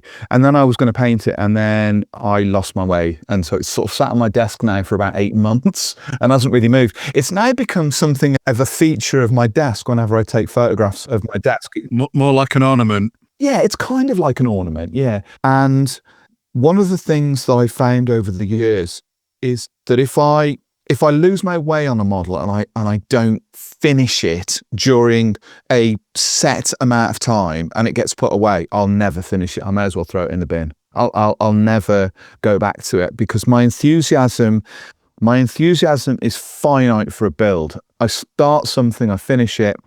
If I get to a point where I've stumbled over it and I'm looking at it thinking, I don't know what to do with this, and I put it in a box and I put it in the loft, I'll never go back to it. I'll never take a a half completed model out of the loft, bring it down and complete it. That's just never going to happen. So Shelf of Doom, it doesn't exist in my world, and that keeps me focused, and that means that I then complete everything the way that I should. The other thing is that I'm deadlined every month. I have to create a certain amount of material, and I have a set amount of time to build it, and it doesn't matter how complicated it is. So it could be a 72nd scale Airfix Hurricane, or it could be a 48 scale Tamiya F-35C.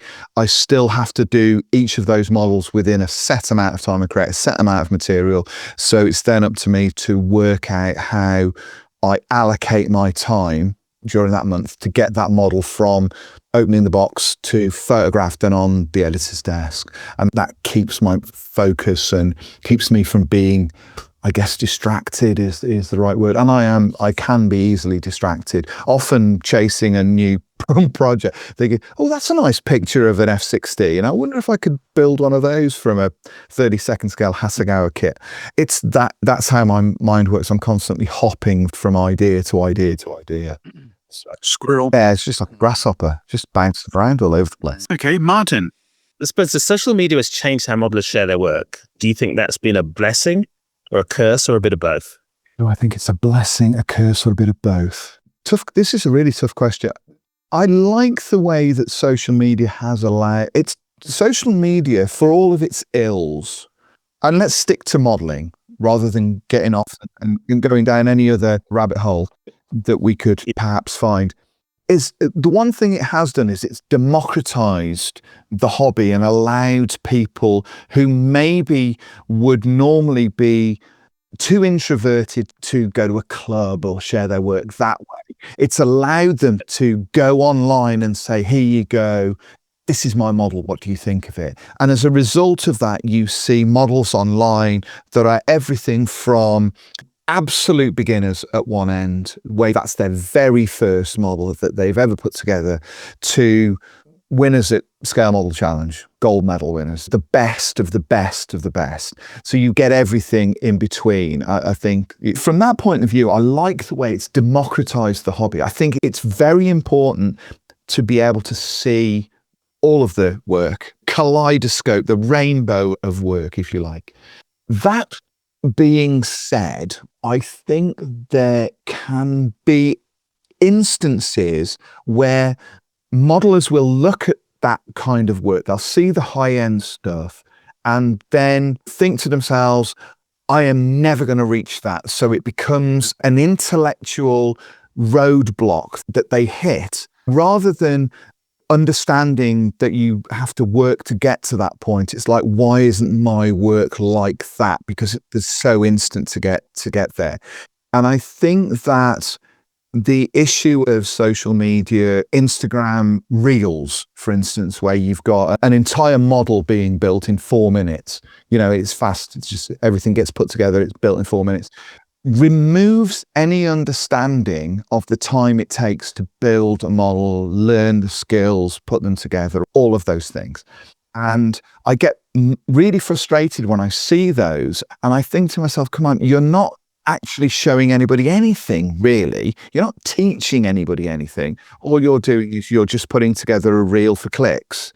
No, and I don't believe there's a single one of us that builds a model that hasn't, at some point in the process, had a massive cock up. Had a disaster. Where you've become really frustrated with it and really kind of angsty about the whole thing. And you never see that online. You only see the good bits. You don't see the bad bits. And I think the bad bits are every bit as important as the good bits whenever you're talking about that. I don't know if this comes up as a question. Oh, it does. It comes up on the next question. So I'll leave it for then.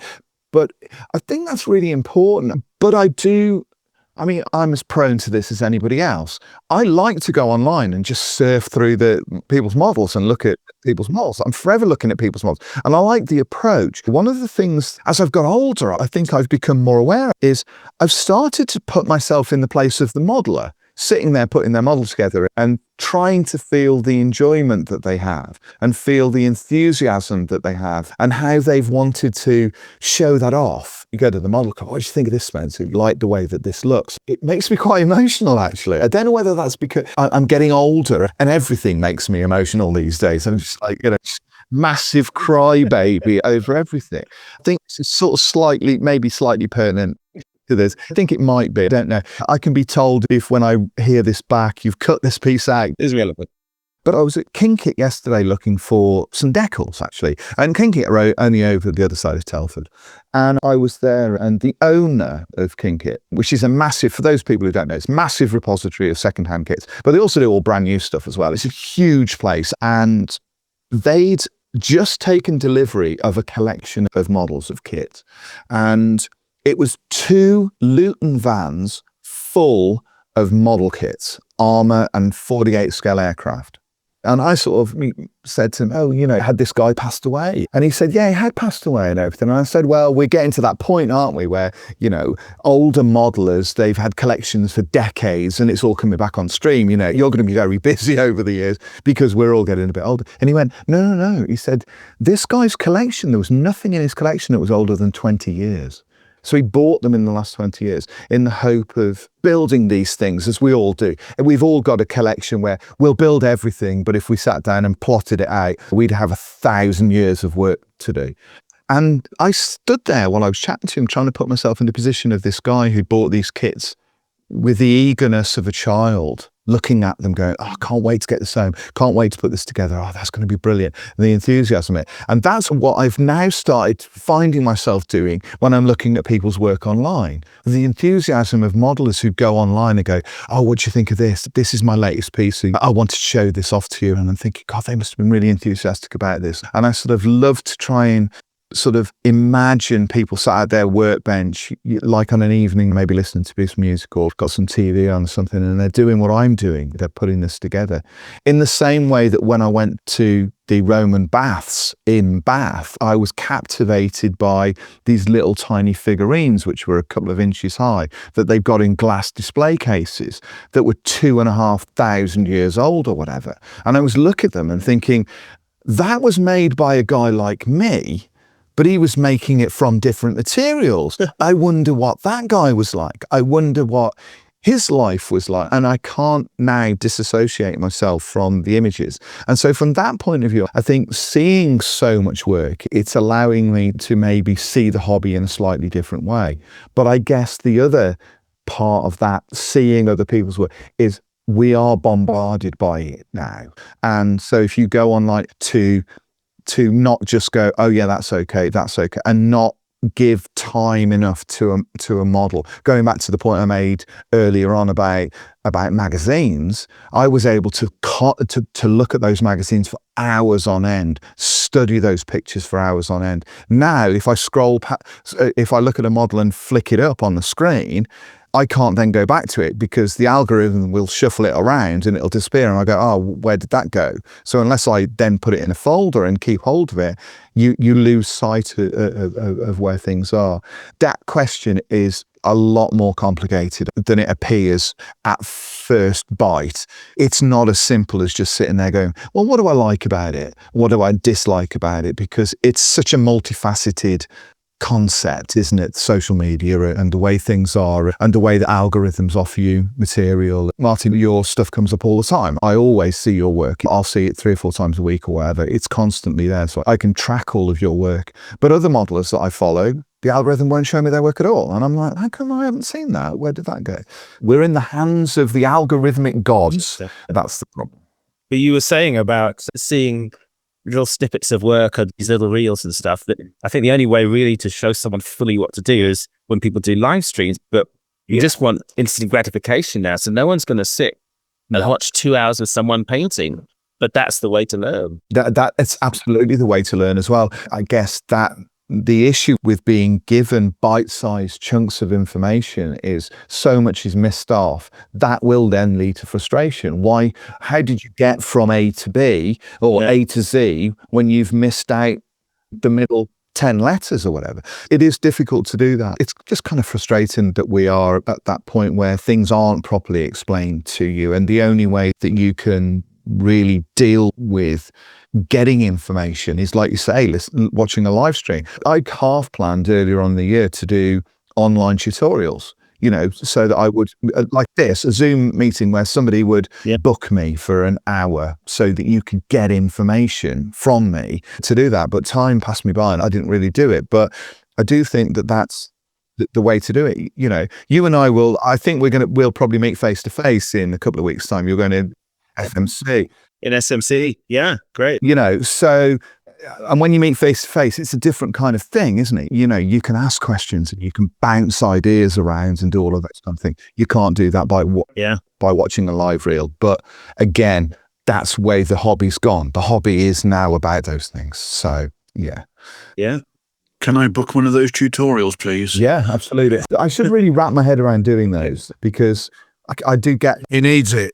I keep getting asked about them. I should do them. My wife keeps asking me about them. Why aren't you doing what you planned this year?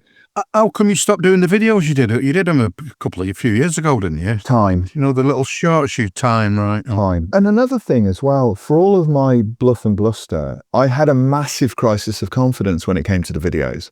I found myself feeling for quite some time, actually, for a number of years, which is one of the reasons why this is the first podcast I've done in quite some time, that I didn't really feel that people wanted to hear my opinions and what I had to say in terms of video or audio discourse, So I stuck with writing and I stuck with the creation of articles, books and that, because then it was a more passive delivery of material and ideas. Plus, it was in your comfort zone doing that. That was very much how I felt about it. I would sit there, think, I'll do a video, and then I'd ponder it for a few hours. And before I knew it, I was like, nobody really wants to listen to any of the guff I'm going to come out with. I really just didn't want to do it. I went through a huge crisis of confidence. Was it you that did one on glue? Yes. Did you do on the different, what you can and can't do with it? The glues, I did AS12, I did bare metal finishes, I did all of those kind of things. And I was doing videos like that. They weren't actually taking that long to film, and they certainly weren't taking that long to edit because it was quite bare bones kind of editing. But it is funny when that happens to you, when you hit that wall of confidence, to a point actually where I didn't even want to go into model shops. I had a real problem with going to trade stands and model shops and all of those kind of things. It was a real breakdown from it. So I just took myself away. Model shows, didn't really get involved too much in all of that sort of stuff. I mean, I was still doing stuff with my mates. I was still going to the pub. I was still going to the football. I was still, chatting to people. I was still doing all of that kind of thing. But when it came building models, your stuff wasn't being looked at, or it really was a snag. So John and I did the Interesting Modelling Co., which was basically a loose little thing that we did during lockdown to hang our hats on something while we couldn't get out and do all of that kind of stuff. And then I was just like, no, I can't do this anymore. I'm done. And I contacted them and said, I'll do this once in a blue moon, but I can't really do this anymore. I've noticed you go on there every now and then. I tend to watch it most Sundays. It's only now and then, just sort of, and it's not for any. Who's the American guy on there? Chris Buchholz. Chris Buchholz. Yeah, he's just he's a friend of theirs. So there were other people that kind of stepped in and everything, but yeah, that's the reason why I didn't do the YouTube videos. I really did get to a point where I just thought nobody wants to listen to anything I've got to say. And I haven't really got past that, to be honest, at the moment. So I don't know how I feel about doing a podcast. They were really good. I enjoyed it. It must be a lot of pressure. Yeah. Must be a lot of pressure. Because I look at stuff you do and I look at like Martin Covert and I think, it must be really hard if you go to a show, if you're thinking of bringing something, there's huge expectation and pressure on you. It is. And I could see how that would stop you doing stuff. It's one of those things where you reach a certain level of ability for whatever that means, or fame for whatever that means, but none of which I'd buy into, but you know what I mean. And you get to a point where you're only judged by how good your next work is. If I was to build something and put it online that was just rubbish in compared to what I would normally do, people would think that I'd had some sort of breakdown. So you feel that pressure of constantly doing things. And I know Martin, I spoke to him on a podcast a long time ago about this. And I remember him talking about it and saying he felt the pressure really strongly, that he had to keep performing and had to keep creating stuff that was to the best he could create. And that's exactly what I felt when I used to feel that if I won a comp or so I had something that had done really well, my next model had to be better. And then the next one had to be better than that. And it just burnt me out. I couldn't do it. I couldn't keep that. I think by doing that, you reach a level of inertia that becomes impossible to deal with. That happened to me when I built the workshop diorama 10 years ago or whatever that I took to Euro Militaire. Best thing I've ever built, hands down. Most complicated diorama I've ever built. And went there, won its award. I kind of held the award and I thought, oh, well, job done. Went back home, didn't build another model for 6 months. Didn't touch one for 6 months. And the reason I didn't touch one for 6 months after that event was I kept on thinking to myself, I'm never going to be able to reach the level I reached with that diorama. And I kept on trying to find ideas that would be better than that diorama. And it was only when I finally realized I had to deconstruct my entire approach to the hobby. Instead of going to those complex levels, go to something much simpler, that I was able to get back into the hobby and get back into doing what I then needed to do. But like I say, I didn't touch anything for 6 months. I hated it. I hated the competitions. I hated myself for the way I felt. I hated that I'd put myself under that pressure. And I hated the way that I was dealing with other people around me. Liz, my wife, had watched me build that over the sort of 3-4 months or however long it took leading up to the Euro of that year, 2010 or whatever it was. And when I got back, she was like, happy for you. And I just was like, yeah. And I got the medal. I threw it in the drawer. I almost felt like it was the worst thing I'd ever done in the hobby. Doing that, I thought, I'm not putting myself through this again. I'm just not doing this again. This is just ridiculous. Spencer, can I ask, were you building that diorama for yourself or for other people? For other people to look at. That was the problem. That's the wrong reason then, isn't it? It is, yeah. And I was building it for the eyes of the judges. And that becomes a self-fulfilling prophecy then, doesn't it? Because you're like, what am I doing this for? Am I doing this because I want this model? Or am I doing this because, if I do these particular things and I put them in the comp, then the judges are going to go, oh, isn't he clever? And I might get the award that I wanted. I was absolutely doing it for the judges.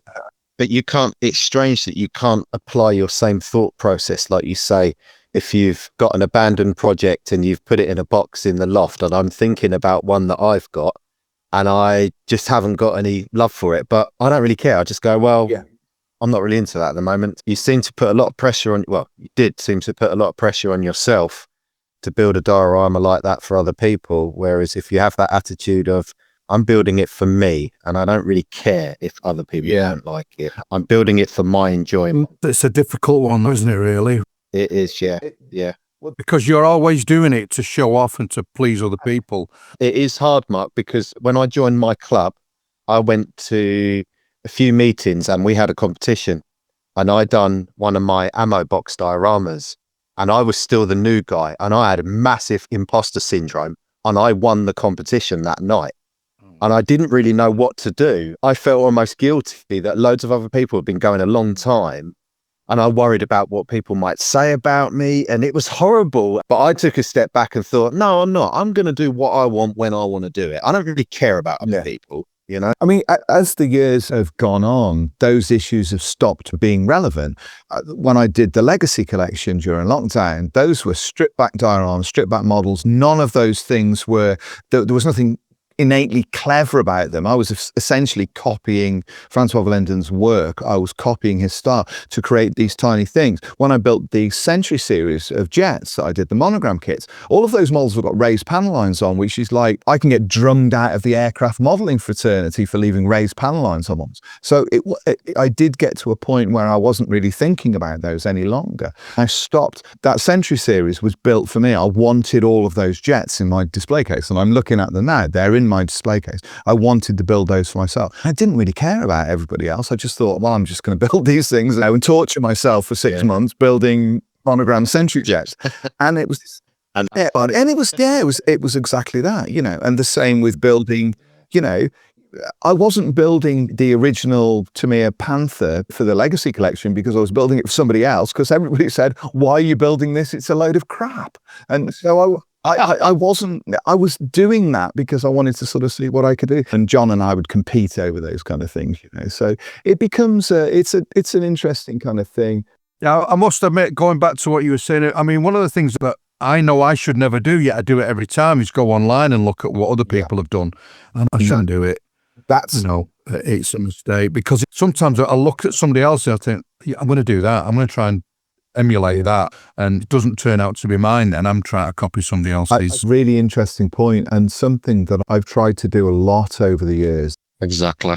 If I'm building a particular kit, I never look at somebody else's work, because it is easy to then find yourself going down that path to try and create something. You're swayed by it.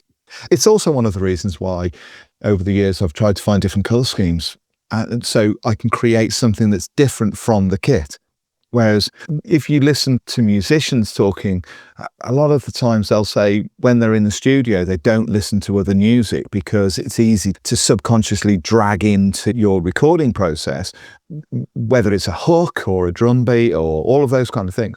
So if I'm building a particular model, I will never look at another modeler's work.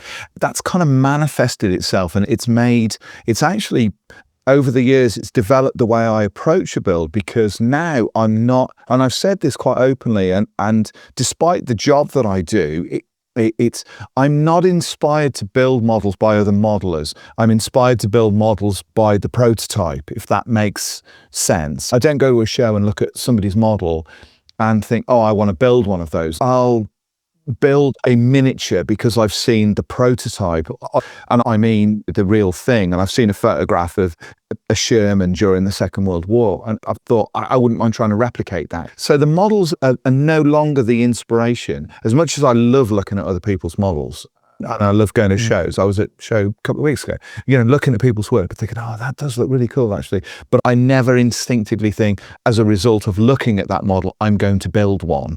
I'll just see it as an artifact that I can enjoy looking at and enjoy the fact that they've put it on display. When it comes to building, I'm absolutely blank during a month that I'm building something, and I'll never look at, when I built the Magic Factory A4, I didn't look at other builds of the Magic Factory A4. I just built mine, and then when it was finished, then I would look at it and go, oh, hey, interesting approach to it. That's kind of different. So I'm very much with you on that. And so if you had unlimited time and resources, what dream project would you tackle? Would it be a massive diorama, specific aircraft, or maybe something completely left field?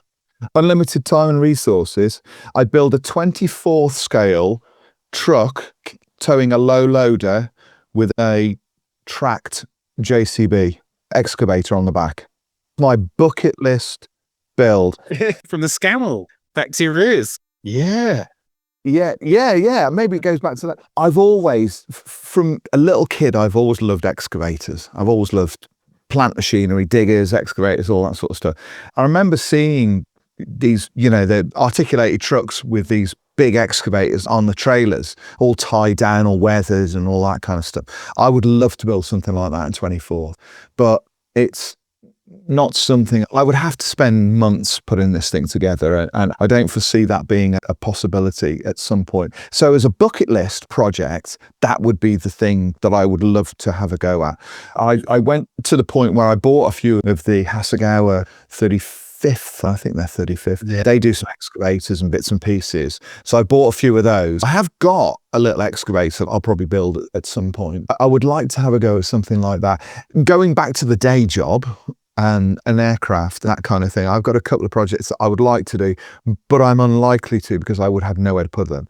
I'd really love to do a full-blown, absolutely full-bore build of the Revell B1 Lancer with all of the updates, everything, all the engines, the whole shooting match. 48 scale Lancer. I would love to do one of those because it's just such a fantastic looking machine.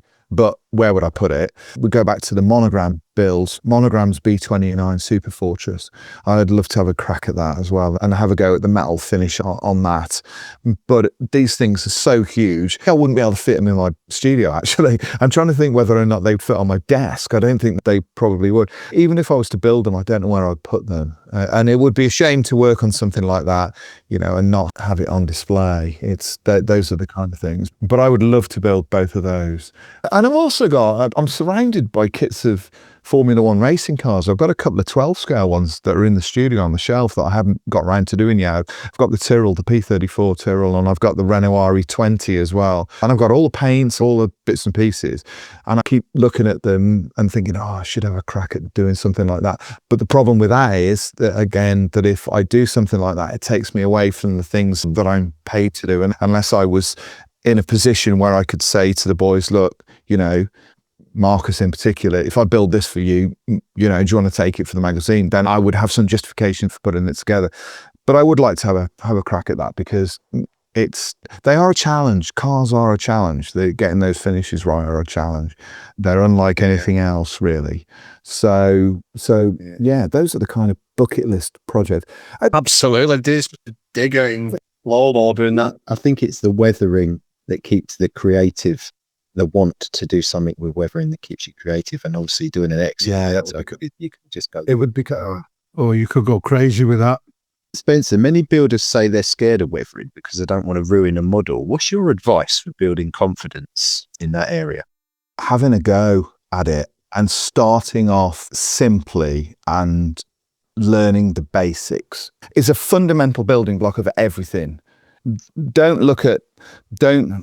mentioned him earlier, don't go on to Night Shift and look at Martin Kovac's work and think, I'm just going to emulate that because Martin is borderline genius at what he does. And he's been doing it for a very long time and he practices a lot. He's working, 8-9 hours a day on these things. He's doing all that. Start off with something that's simple. Take your vehicle and then learn how to do the building blocks of the weathering process, whether it's simple washes, simple dust layers, a little bit of chipping here and there, and understand that you need to learn to walk before you can run and not create a masterpiece from the start. As model makers, you sometimes have people saying, yeah, it's easy for you. You can do this. You can do that. Well, there was a time. Yeah, there was a time when I built a Scammell tank transporter and glued more of the parts to my fingers than I did to each other. I didn't start off being able to build all of these things the way that I do now. It's because I've practiced a lot and I've worked and I've obsessed about it and I've kept going and I've tried to incorporate new little techniques into everything. And every day I learn something new. I'll do something and I go, oh, that worked really well. Why didn't I try that? I don't know about you, but do you say that you've developed an eye for looking at things in the real world, like an excavator? Yeah. We see this stuff every day, but when you actually look at it from a scale modelling point of view, there's a route I take to work at the moment, and I go past a farm, and there's the best rusty corrugated roof on a ruined farm building I've never seen. And from a distance, I think, that is a 1/35th diorama sitting right there. You cannot get better inspiration real thing or reference than that sitting there. Absolutely. You do get an eye for these things. I can now look at something. I revealed a few months back, I did a model of Kingston House. I posted photographs of this on my thing, a Georgian building. I built it as a wedding present that I'd been commissioned to build. I was shown the photographs. I was slightly drunk at the time as well when I was shown the pictures at Christmas.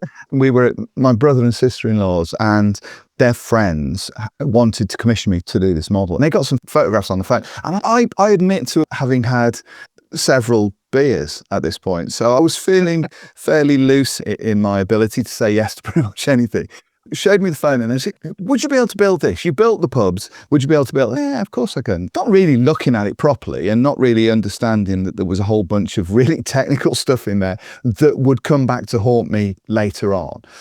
But I do have a sense now that I look at something and I can I can very quickly translate what I can see in reality into miniature, and I can understand the process it's going to take me from that point to the model. But that's experience. A drummer will listen to a drum part and he'll be able to instinctively translate that music and put that part in. I can do that with modeling. And I think that modelers who are beginning, I would suggest they do. Look at the real thing. Look at how dust lays on something. Look at how dust settles on a wheel. Look at how, just take a tyre, for instance, a wheel and the surrounding tyre. How does the tread work? How do you get that sort of dark, scuffed tread? How does the dust settle against the sidewall? Are the chips on the wheels? And then from that little piece, how do you translate what you can see on that little piece, and how would you paint that little piece, and how then could you paint the rest of the model using those simple techniques? If you've got 3 or 4 techniques that you can use, then you can create a more interesting finish once you've got a base coat. But don't then think to yourself, oh, well, I'm going to build a model and I'm going to put a green base coat on, and then I'm going to marble it so that it's got a load of fading on it, and then I'm going to put highlights on, and then I'm going to modulate the whole thing, and then I'm going to do all of that, and then I'm going to start putting paint chips on it and weather it and put all dust layers on. No, build the model, paint it in like a base layer of color, one single layer of color, and then maybe think to yourself, oh, maybe I'll just put some dust on that. And if you put some dust on that and you put some paint chips on and some markings, that might be enough for that model. That might be enough to learn from before you move on to the next thing. What could I do on the next thing? Well, I'll put dust on this one. Could I add some dark washes around the detail to make those stand out on the next one? And then muscle memory will start to kick in. You're learning one step after another. And before you know it, you've gone from 3 or 4 little steps to 10 steps or 15 steps or whatever. And those 15 steps might serve you well enough to get all of the results that you need for everything that you build. And you might be happy then to be able to think to yourself, well, every model I build, I'm going to get a nice result because I've got those stepping stones in place on the way there. And I really think that that's the advice that I get, because it's going back to the point I made 3 minutes ago. It's about learning to walk before you can run, not looking at the greatest thing in front of you and thinking, God, I really want to do that, and then getting disillusioned because you can't, because you haven't got those steps in. Drummers have to learn rudiments. You learn all the rudiments and everything before you then can go on stage. Liz will tell you that when she's learning piano or whatever, you've got to learn the scales. You do all of those kind of things. You can't play piano until you've got those building blocks in place. Model making is no different from that. You need the building blocks in place before you can then move on to the more complicated areas. And once you do that, your confidence builds with each different model that you make. Don't be afraid to make a mistake. Let's say you go out and you spend £10 a plastic kit, you buy a Tamiya Panzer II for $8.99 or something like that. You've bought the model, you've sat there and built it and put it together, and you've spent 3 or 4 hours putting it together on your kitchen table, and then you paint it, you make a mess of it, and it goes in the bin. Well, that model doesn't owe you anything because you've had 3 or 4 hours of pleasure out of that. What other hobby can you do? Go to watch football is 40, 50 quid to go and watch a game for 90 minutes or whatever. You build your model, you've had the enjoyment. The model doesn't owe you anything. And if you make a mistake, so what? You've made a mistake, your model's moved on. Move on to something else. Learn from those experiences. Don't be afraid to make mistakes, because the only way that you're ever going to learn anything is by cocking up something on a fairly regular basis. And my career is littered with your bin and my bin. It's some of the most monumental cock-ups you will ever imagine. I could write an entire book on just my cock-ups. So, don't be afraid to make mistakes. Learn, just use those mistakes as experience. We all need that. Yeah. So that would be my advice for what it's worth. Good advice, without question. You've worked with some of the biggest names in the hobby.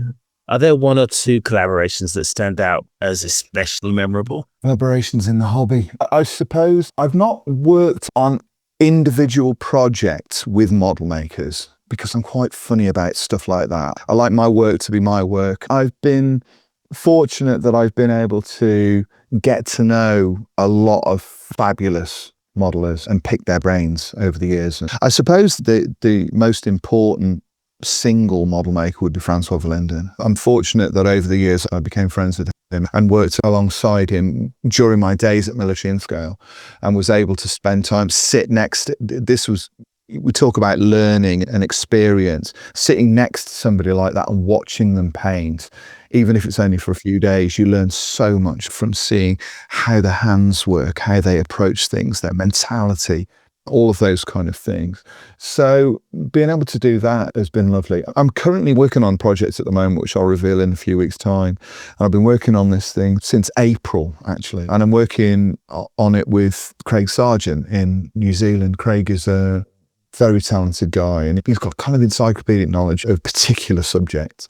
And so guys like that, guys like Jonathan, Mark or Drew, all of the skill sets that allow you to further your knowledge. One of the things that's always driven me is my desire to learn as much as I can about the history of the hobby rather than the future of it. So I'm forever reading older books, picking up information, learning about older kits, doing all of those kind of things. So my knowledge of older nonsense that I built when I was 15 or whatever has become kind of important to me. But more recently, I've been able to get to know lots of fantastic model makers and be able to pick their brains. Guys like Moran van Gils in Belgium. Moran is arguably the best model maker on the planet at the moment, I would think. He's certainly up there. I mean, I don't know if anybody has ever seen this guy's work. It's incredible. The one thing he's doing, I think it's a 200th scale HMS Victory diorama he's doing at the moment. I think it's HMS Victory. It's pretty much scratch built, and he's got all these figures on it, and it's just mind blowing. He's been working on it since well before COVID. You know, I remember sitting down with him and I was talking about a diorama that I'd built. You may remember this. It goes back a long time, but I did a diorama with a little mini digger, and it was tiny. It was about 3 inches square, and it got this little mini digger. In the hole was the turret of a little French tank that had been uncovered. I'd finished this model, and I sat down, and Moran was looking at it, and I sat down with him. And he by trade, he's an archaeologist. And this was an archaeological dig. That was my idea behind it. And he went, no, that's not the way they would do this. You need to do this. You need to do this. And all of that kind of stuff. And I was able to sort of, not only was I picking the brains of one of the greatest model makers on the planet, he was also using his technical expertise to point me in the right direction. And then I went away for a week and brought it to Euro Militaire, showed it to us. So what do you think? And he went, now it's right. And I was just like, oh, that's brilliant. You know, you're able to kind of do that. And it's the same with a lot of the guys on the continent. You know, you're chatting away to these people. And I think that's important. You get to talk to a lot of the armour modelers, like Christoph Pullins, David Parker. You know, you just pull names out of the hat, can't you? All of these kind of people. And it's just great to be able to get their opinion on things that maybe you'll use, maybe you won't. Because we all approach our hobby in a different way. We all approach our builds in a different way. That's one of the great things. And I think that's particularly important, actually. Again, going off at a slight tangent, that we all develop our own style and approach.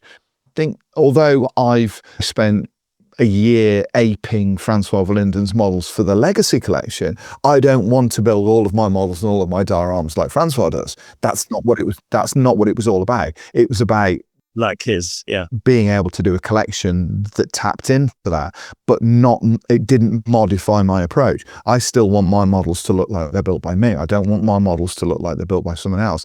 And in fact, over the years, I've said to people that one of the things I would really hate, and it's not for any egotistical reason or anything like that, is for somebody to say, oh, that looks like such and such's work. I think I'd be mortified if somebody did that, because I always want my work to look like my work.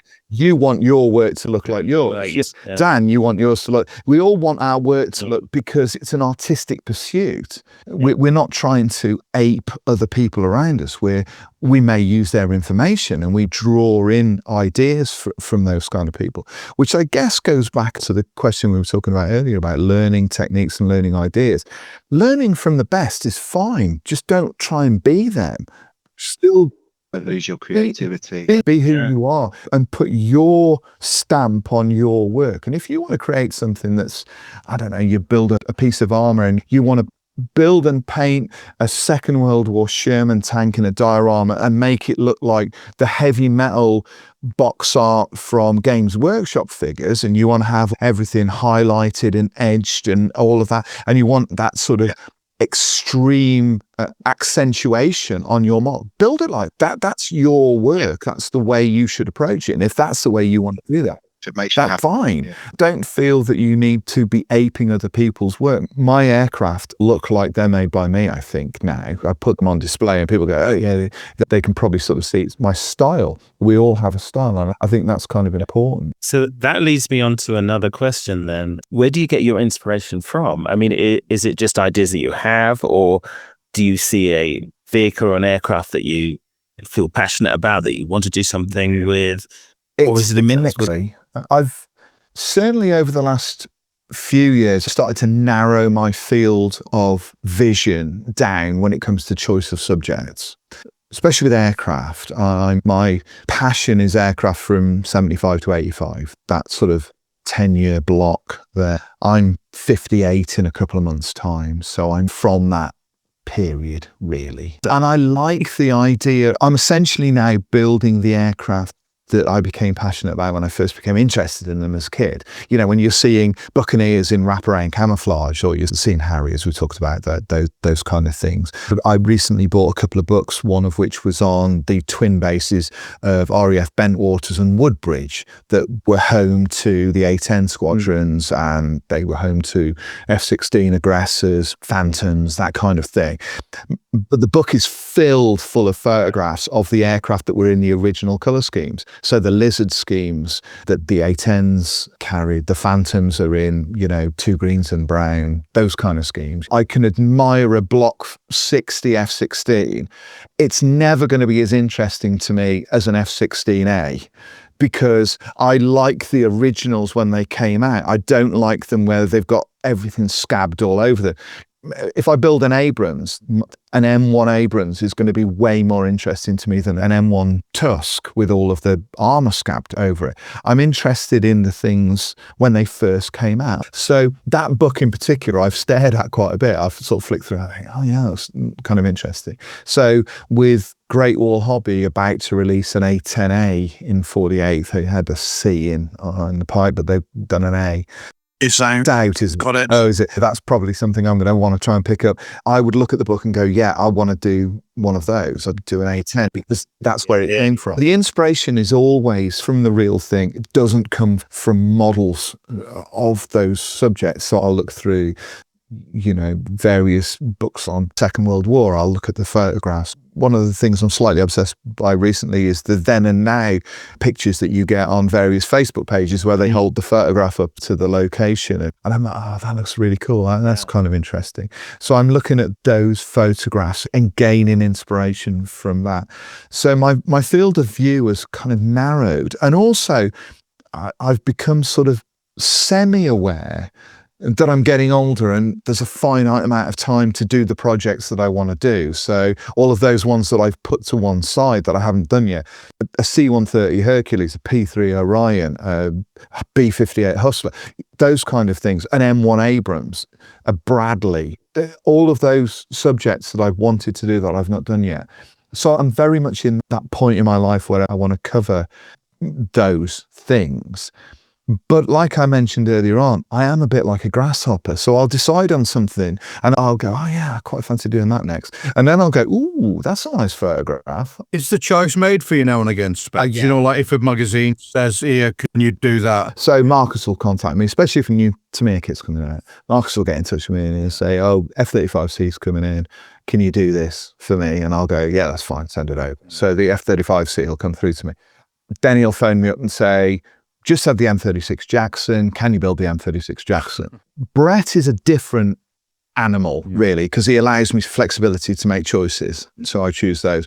But often those choices tend to be guided by what's been released. So, for instance, the 32nd scale Meteor F8 has just arrived from Revell. So that will be something that'll be built because it's brand new. He wants that doing. Or we've got a Lysander to do or something else. So Brett will have new subjects that he deals with. And so you're sort of semi determined by what comes out. Marcus is very much more, I need this doing, can you do this?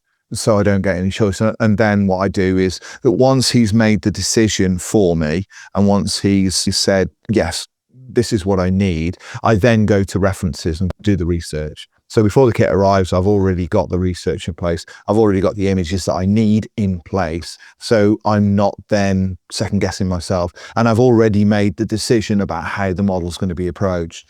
Whenever I build a model, especially aircraft, armour tend to be slightly different, but with aircraft, once I've made the decision what aircraft I'm going to model, I've already made the decision on the colour scheme, and I've already made the decision on the details I'm going to add, and I've already made the decision on the loadout. All three of those things are already determined before I start the model. I never sit there and think, right, I'm going to build this F-14 in Tomcat as markings, and then think to myself halfway through, actually, I quite fancy doing a swordsman's aircraft. It never happens. I always make the decision earlier on, and this is what I'm going to do, and this is how I'm going to do it. Because if I don't do that, then I'll find myself second guessing paints, accessories, decals, all of those kind of things halfway through a project, and I don't really have the time to do that. Do you know, on your blurb, do you actually write down what paints you used during the build? Because that's one thing that really annoys me when I look at somebody else's build, and I think, oh, what colours is he used for that? And it's not there. You know, he might say he's just used Gunsanyo, but you're not or mention what it is. No, I'll always try as much as I can, unless it's obvious. You painted a cockpit and you can see that I've painted it in. Yeah, if it's Spitfire, it's grey, black, greys, you know, that kind of thing. But if I'm creating an article, I will say which paints I've used, or I'll photograph it with the paint so that you can kind of see what it is. I agree, it can be a little bit frustrating when you read an article and you look at it and go, yeah, what colour did they use again? Where did they get that paint from? Aircraft blue. Yeah, aircraft blue. Like the one that was under the Hurricanes, early war. Sky. Can't find it. I don't know what I'm going to use. I had that with sky blue. Yeah, the sky blue. Nobody actually does a sky blue. No, I had that with the that Mark 8 Spitfire I built last year, the 24 scale one. Whatever the colour was on that, there was PRU blue, and I was like, where do I get this flaming colour from? And so I try and, as much as possible, I try and sort of keep notes of all of those kind of things. But most of it is kind of upstairs in my head. I don't actually write notes. I'm able to remember what I do. But once I've completed a model, I completely forget about it. And once somebody will say to me, what they used to say to me when they saw me in shows about military scale, what's in the last issue? And I'd go, I've got no idea. I've completely forgotten. I can tell you what's in the new one. I can tell you what's in the one I'm working on now. But I would completely forget about it. And to the point where I was building a P-38 Lightning. Remember when the Tamir one came out, the first one came out? And I was building that, and I noted online, and I said, this is the first time I've ever built a Lightning. I really like the Lightning, it's great, and it's the first time I've ever built it. And then somebody sent me a screen grab of an article I'd written for Military Scale where I'd built a P-38 Lightning for the magazine. I'd completely forgotten about it. And I was just like, where did that all come from then? And I still don't remember building this flaming thing. And what do you do with them? A lot of the new stuff is on display in my workroom and sort of in the library bit here. But the majority of stuff that I build just goes in boxes, goes up in the loft. I've got an entire collection of built-up models. I think to myself, I should just get rid of these things. But I do find it very difficult to get rid of. I'm very kind of territorial about the models. Yeah, a lot of them are on display. You'll see some of my work. I'm taking some work to SMC, so you'll be able to see 3 or 4 things that I'm taking there. The SMC. But I like to keep everything in this bit of the house, that there isn't anything over there in the body of the house. And that way I have a break. The break line is the door that comes into this bit, so that everything, this is work. This is the work part of the house. And the rest of it is my home. We don't really have anything in there other than PlayStations and TV and the essential stuff. Drum kit, have you stopped playing it? No, it's not set up. It's not actually set up at the moment because of work done, but it'll be set up at some point. I'll get back to playing. So, yeah. Okay, so loaded question for you. 132nd Meteor, what do you think? Oh, it's fantastic. It's outstanding. Is the simple answer to that. It's absolutely outstanding. It's like Revell kits that you've sort of seen recently. It's a real step up from what they've produced up till now. I mean, they went through quite the F-18 Super Hornet that they built, which was just an absolute pig, you know, things like there's been issues with kits and some of them haven't been that great. And this thing is like on another level. It's beautiful. The surface detail on it is absolutely out of this world. It's as good as I've seen anywhere, really. It's one of those kits that did a very cursory preview of this thing, posted it on my blog, and I said that this was my kit of the year, and I have no reason to change that opinion. Unless something spectacular comes out in the next, how many months we got? 3 months left of this year, 3 months.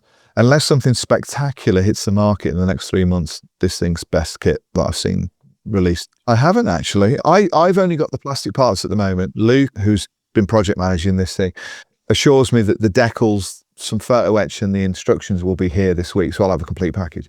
I like the idea of doing an FR9. I like the nose on the FR9. I think that's rather nice. But I did jokingly say to John Mock when we were talking about it that I did a 48 scale Airfix one that was in high-speed silver and day glow. And I thought that would look kind of corking in 32nd scale.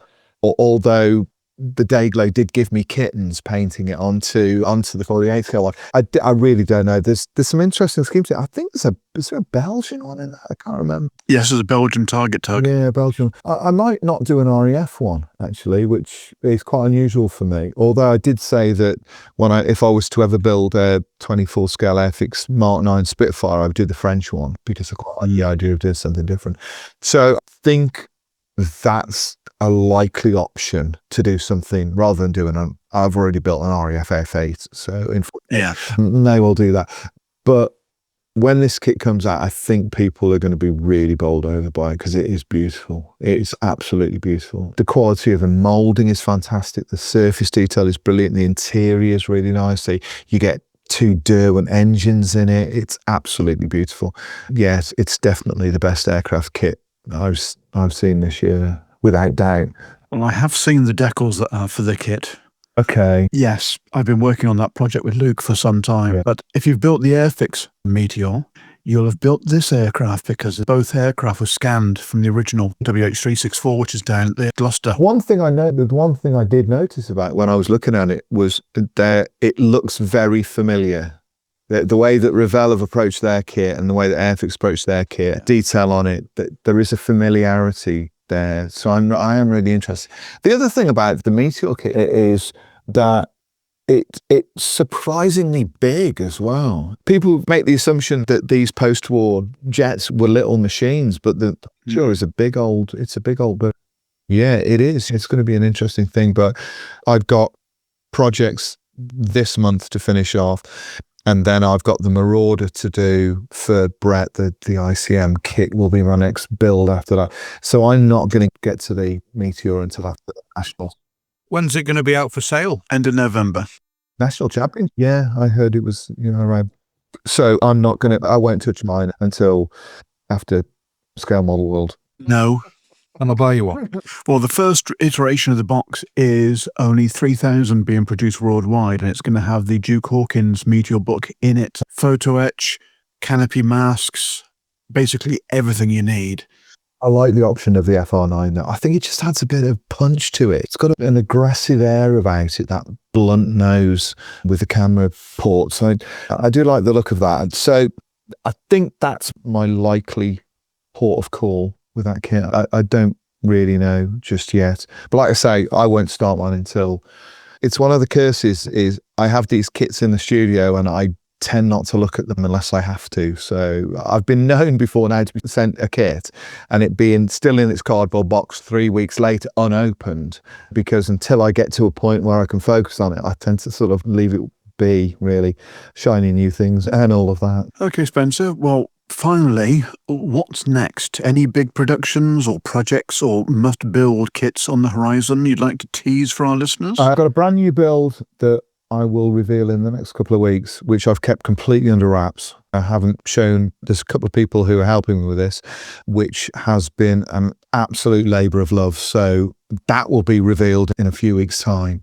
I'm not going to say too much more about that. The first time anyone sees it will be at Scale Model Challenge. So that's brand new. Cool. I haven't wanted anybody to kind of see that until it's finished. Then I've got the Marauder, which is going to be done which I'm looking forward to, which is going to go on display at Scale Model World. So you'll be able to see that. So that'll be brand new for Scale Model World again. And then the Meteor, which I'm planning to do. And then after that, a few projects that I'd like to complete, which I think will probably come up and run into the new year. One is a fully detailed F-15 Strike Eagle, which I've got all the bits and pieces for.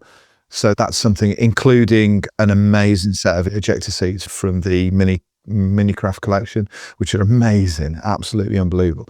So that's going to be done. And also a Buccaneer. I'm going to finally get around to doing a Buccaneer. You mentioned earlier on about A trumpeter say one. that again. A trumpeter Oh one. God, no. The trumpeters they really should. That'll be At interesting. the risk of being excommunicated, they should avoid British subjects, really, shouldn't they? So yeah, and again, you mentioned earlier on about the Meteor kit having a Duke Hawkins book in.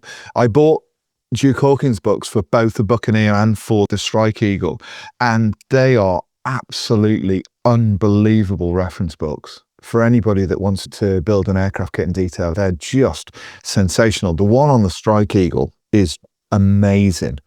So I can see me getting a couple more of those at some point. And then I'll try and mention the Mighty Bolton show, which comes up at the end of January, February time, isn't it? End of January.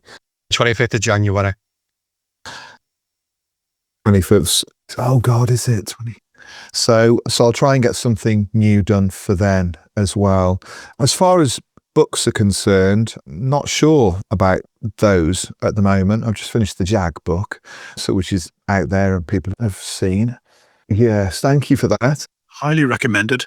Very much appreciated. Yeah, very different project for me because it was done very much as a warts and all diary of the project, where I really didn't pull any punches about the issues that I had during the project, not with the kit, because the kit is superb and it goes together brilliantly, but my approach to it, and it was one of those, if you'd been sat on my shoulder, you probably would have understood what it meant, because we talked earlier on about sort of learning and things not running right on rails. That book covers all of the cock-ups that I made, all of the issues. It discusses those in detail, and I felt that it was really important to outline the positives and the negatives through a project and give people an idea that not everything kind of runs on rails. But yeah, I've got a couple of ideas for books maybe next year. Meteor, unfortunately, that's going to be for Brett, so I possibly could do another one on the Buccaneer. I've sort of semi-thought about, and also possibly one on teen series jets, 14, 15, 16 and 18, not 17, production ones, just the 4. So that's a possibility. But we're running up to Christmas, aren't we? And once all challenges are out of the way, and then lights switch on in town and it's Christmas. And there's no point planning anything until the new year after that. So there will be loads of good stuff, hopefully. And hopefully people will still enjoy seeing the stuff that I've come up with. It's always a nerve-wracking thing when you do something new, because you do want people to like what you do, enjoy it. And sometimes you kind of hit it out of the park, and other times it just drops at your feet and you're just like, oh, I really wish I hadn't bothered with that. I should have done something else. We'll see. So that's kind of it, really. And who knows, I may get around to doing that digger. Without question, it's going to happen. Get on that JCB, mate. You get it done. Yeah, get one of those diggers and get something like that done. But no, in terms of aircraft, I think those are likely to be similar choices. And inevitably, I am going to go back to doing some monogram kits at some point. And I really, really want to do the B-17 and the B-24 Liberator. I haven't done any for a while. I used to do science fiction. I've done some bits and pieces, and I bought some of their kits. The NAK stuff's really nice, actually, if you ever get a chance to do that. I've never heard of it. I don't know it. They're kind of robots that... Maschinenkrieger. Maschinenkrieger, yeah, really nice. If you've never seen one of their kits as well, they are really fun to put together. They're really nice to put together. A bit like Bandai. Yeah. Yeah. Similar to that. But they were originally made out of, they were done by a guy, I think you pronounce it Cow or Co, Yokohama. Oh, Yokohama. And he built them out. The original robots were made out of, the little Ku-use helicopter? And he made the body. Hughes 500? Yeah, the Hughes 500. He made the body out of that. Yeah, really clever stuff. But yeah, you can buy all these kits now. They're really good, yeah. So are you suggesting that I'm just like a jack of all trades? I've never come across anything that I've seen your cars, I've seen your bikes, and obviously everything military you've done, but not a little bit out there. Not a lot. I have occasionally dabbled in it. It's one of those sort of dabbly things. Your thing? No, not really. Although I would like to. Yeah, I've always thought scratch building a spaceship would be really cool. You know, with all the greeblies all over it and all of that sort of stuff. And it's not like I'm short of kits to rob. You know, to be able to do those kind of things. Who knows? Maybe one day. You'll have to listen to the next episode because our guest is Matt Irvin. Oh, brilliant. Ex-BBC special effects designer of the Liberator from Blake 7 and K9 from Doctor Who. Yeah, brilliant. So tell us how he actually came up with different kit bashing, etc., for sci-fi. So, yes. Anyway, Spencer, it's been an absolute pleasure having you on the show. Your builds, your books, and your articles have inspired more modelers than you could probably ever imagine, ourselves included. Thank you for taking your time to share your stories and your perspective on the hobby with us today. Before we let you go and escape back to the real world, where can our benchmates follow your online journal and online presence? Well, you can follow me on Facebook, on the Kitbox page on Facebook, I think, or Spencer Pollard's Models, I think. I have my own blog. I do a daily diary on there, which is thekitbox.org. And I post something every day. Not everything's particularly grandiose. Sometimes it's just, mentioning that, like today, I'll probably mention that I've just done a podcast recording. I discuss things that interest me, but I do that every day. And my wife challenged me at the start of the year to do an entire year, 365 days of updates on that. And the other day I was so tired, I forgot about it. I missed one. So I'm presuming I'm going to have to push it beyond the start again. We were traveling and I completely forgot. I woke up next morning, I was like, oh no. But yeah, thekitbox.org, or for my Facebook page, I tend to be on there most of the time. With this model that I'm working on at the moment being so under wraps, I haven't done any particular updates on there, but at some point, once this thing's done, I will get back, I promise, putting actual things on there and doing all of that. That's where you can find me if you want. And any details of any books or other nonsense that I might be involved in tends to get put onto that page, so you can follow me on there. Well, Spencer, please don't be a stranger. You're welcome back anytime. It's been an absolute, genuine pleasure to have you with us. Thank you very much. Thank you very much. Anytime, my friend. See you again soon. Cheers, Spence. Cheers, Spencer. See you, Spencer. Bye-bye. Think you've heard it all? Think again. Follow Beyond the Box Art on the socials for updates that breaks the boundaries, bends rules, and redefines the ordinary. Right, guys, that's another episode of Beyond the Box Art, glued, sanded, and polished to a high gloss. Big thanks to our benchmates worldwide, and you lot for keeping this hobby alive and slightly unhinged. Don't forget you can support the show through Patreon, where every penny helps cover our running costs, and any surplus goes straight to Models for Heroes. Share us, review us, and tell your mates at the club. Until next time, keep your sprues tidy, your decal straight, and your excuses for new kits even straighter. Catch you in 2 weeks' time. Bye-bye.